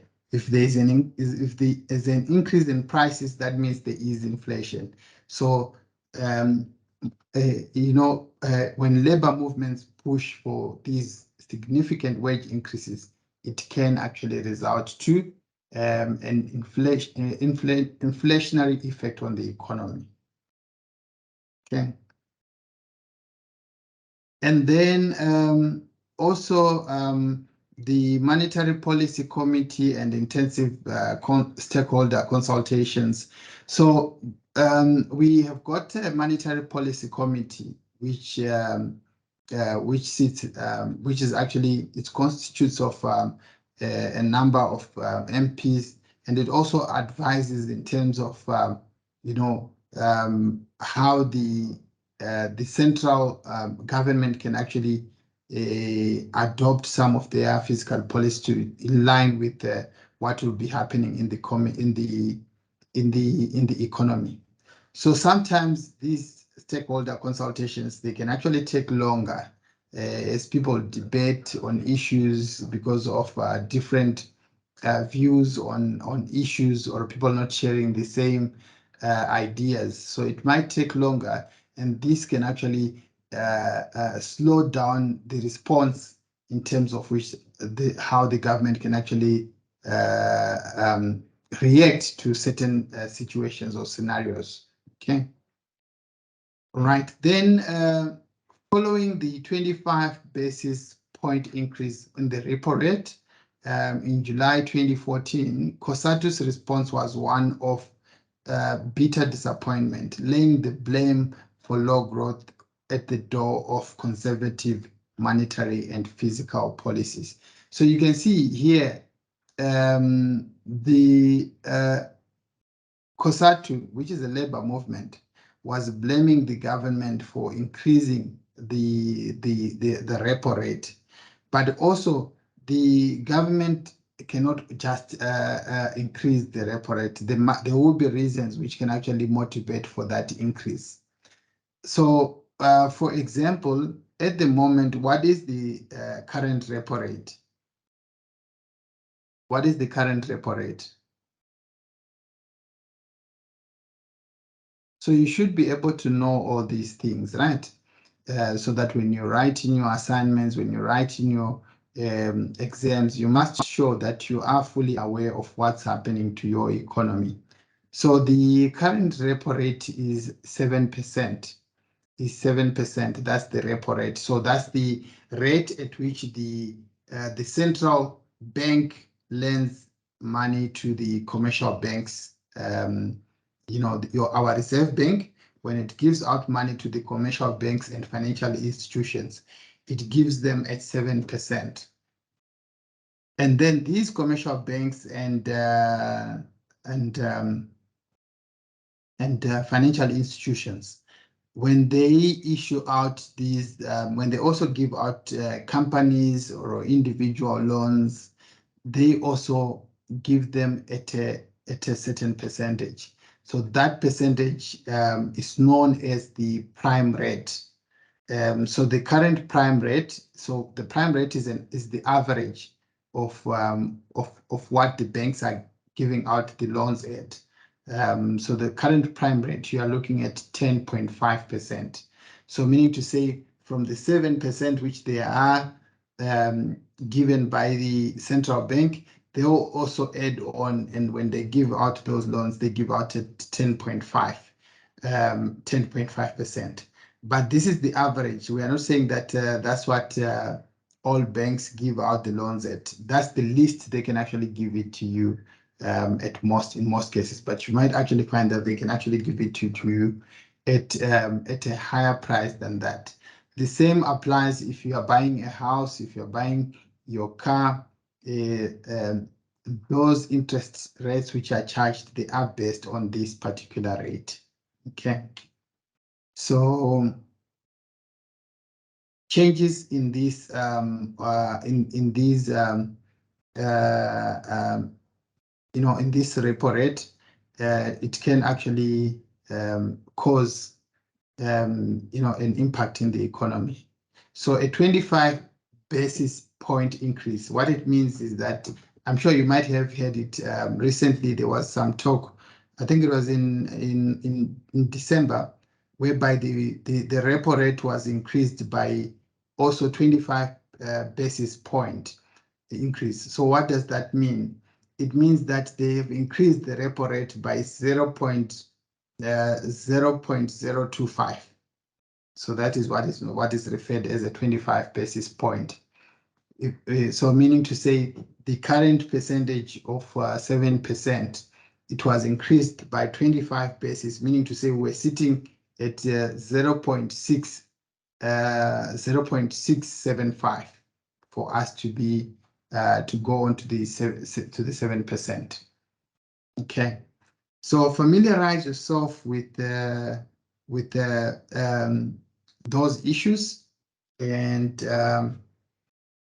so that at least you'll be able to express yourself well in your assignments as well as in the exams. All right, thank you very much. We are done. So we are now going to look at the assignments, which is very, very important. So I am going to, firstly, I just need to talk about the how your assignment should be structured, right? Right. So I know you have been submitting your assignments, right? But we still see these common mistakes all the time, whereby people, I don't know whether it's out of people just not taking their work seriously or what, but this is what is expected of you, right?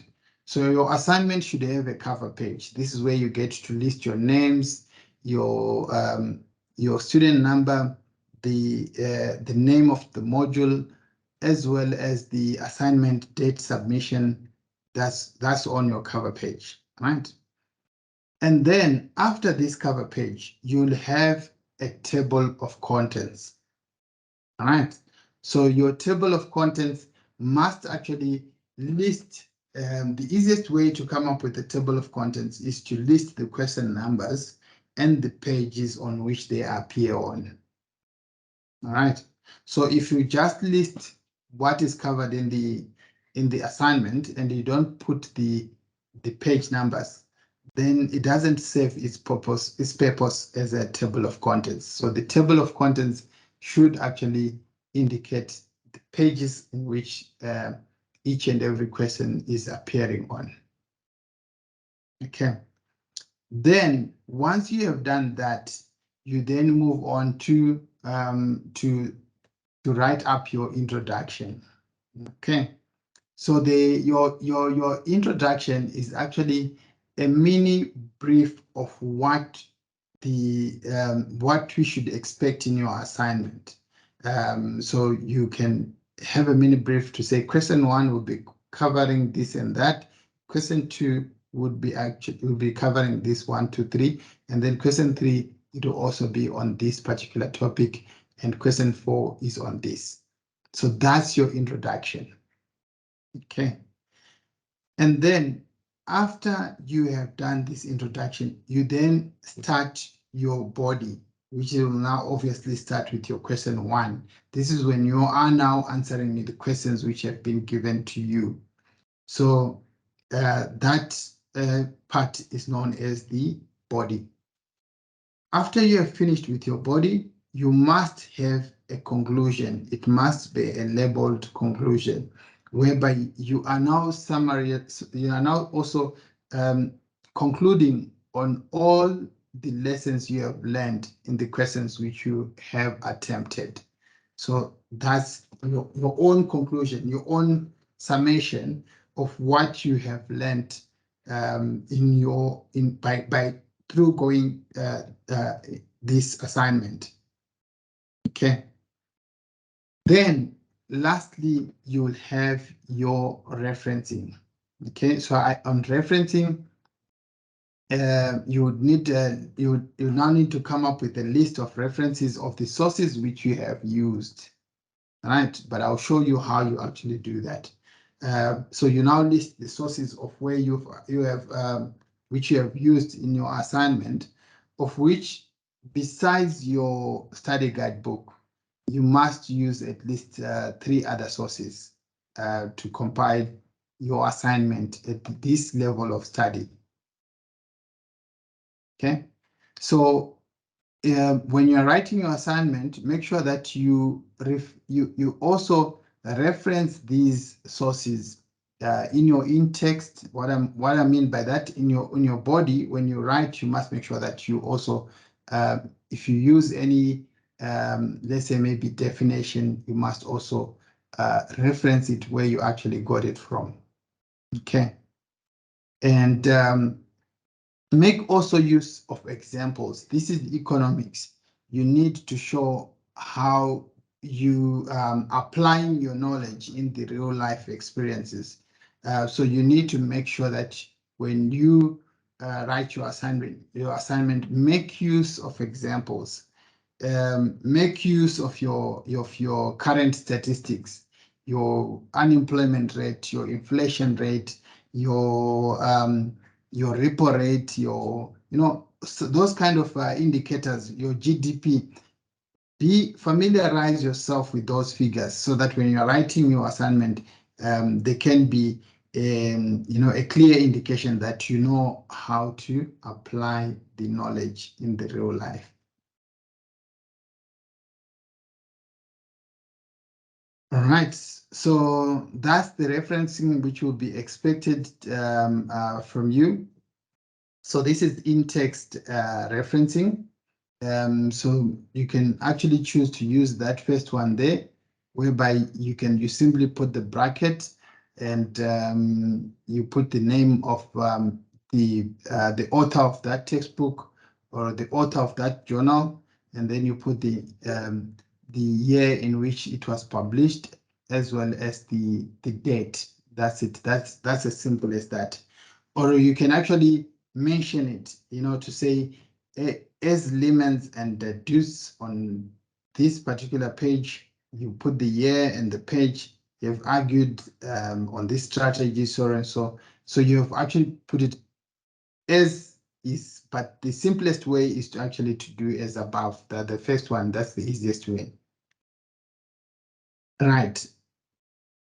At the bottom of your assignment, you have finished, you are now listing your references. This is how it's supposed to appear. So it must show the author. It must also show the year in which the publication was done. You must show the full title of that textbook. And then you must also indicate the edition, all right?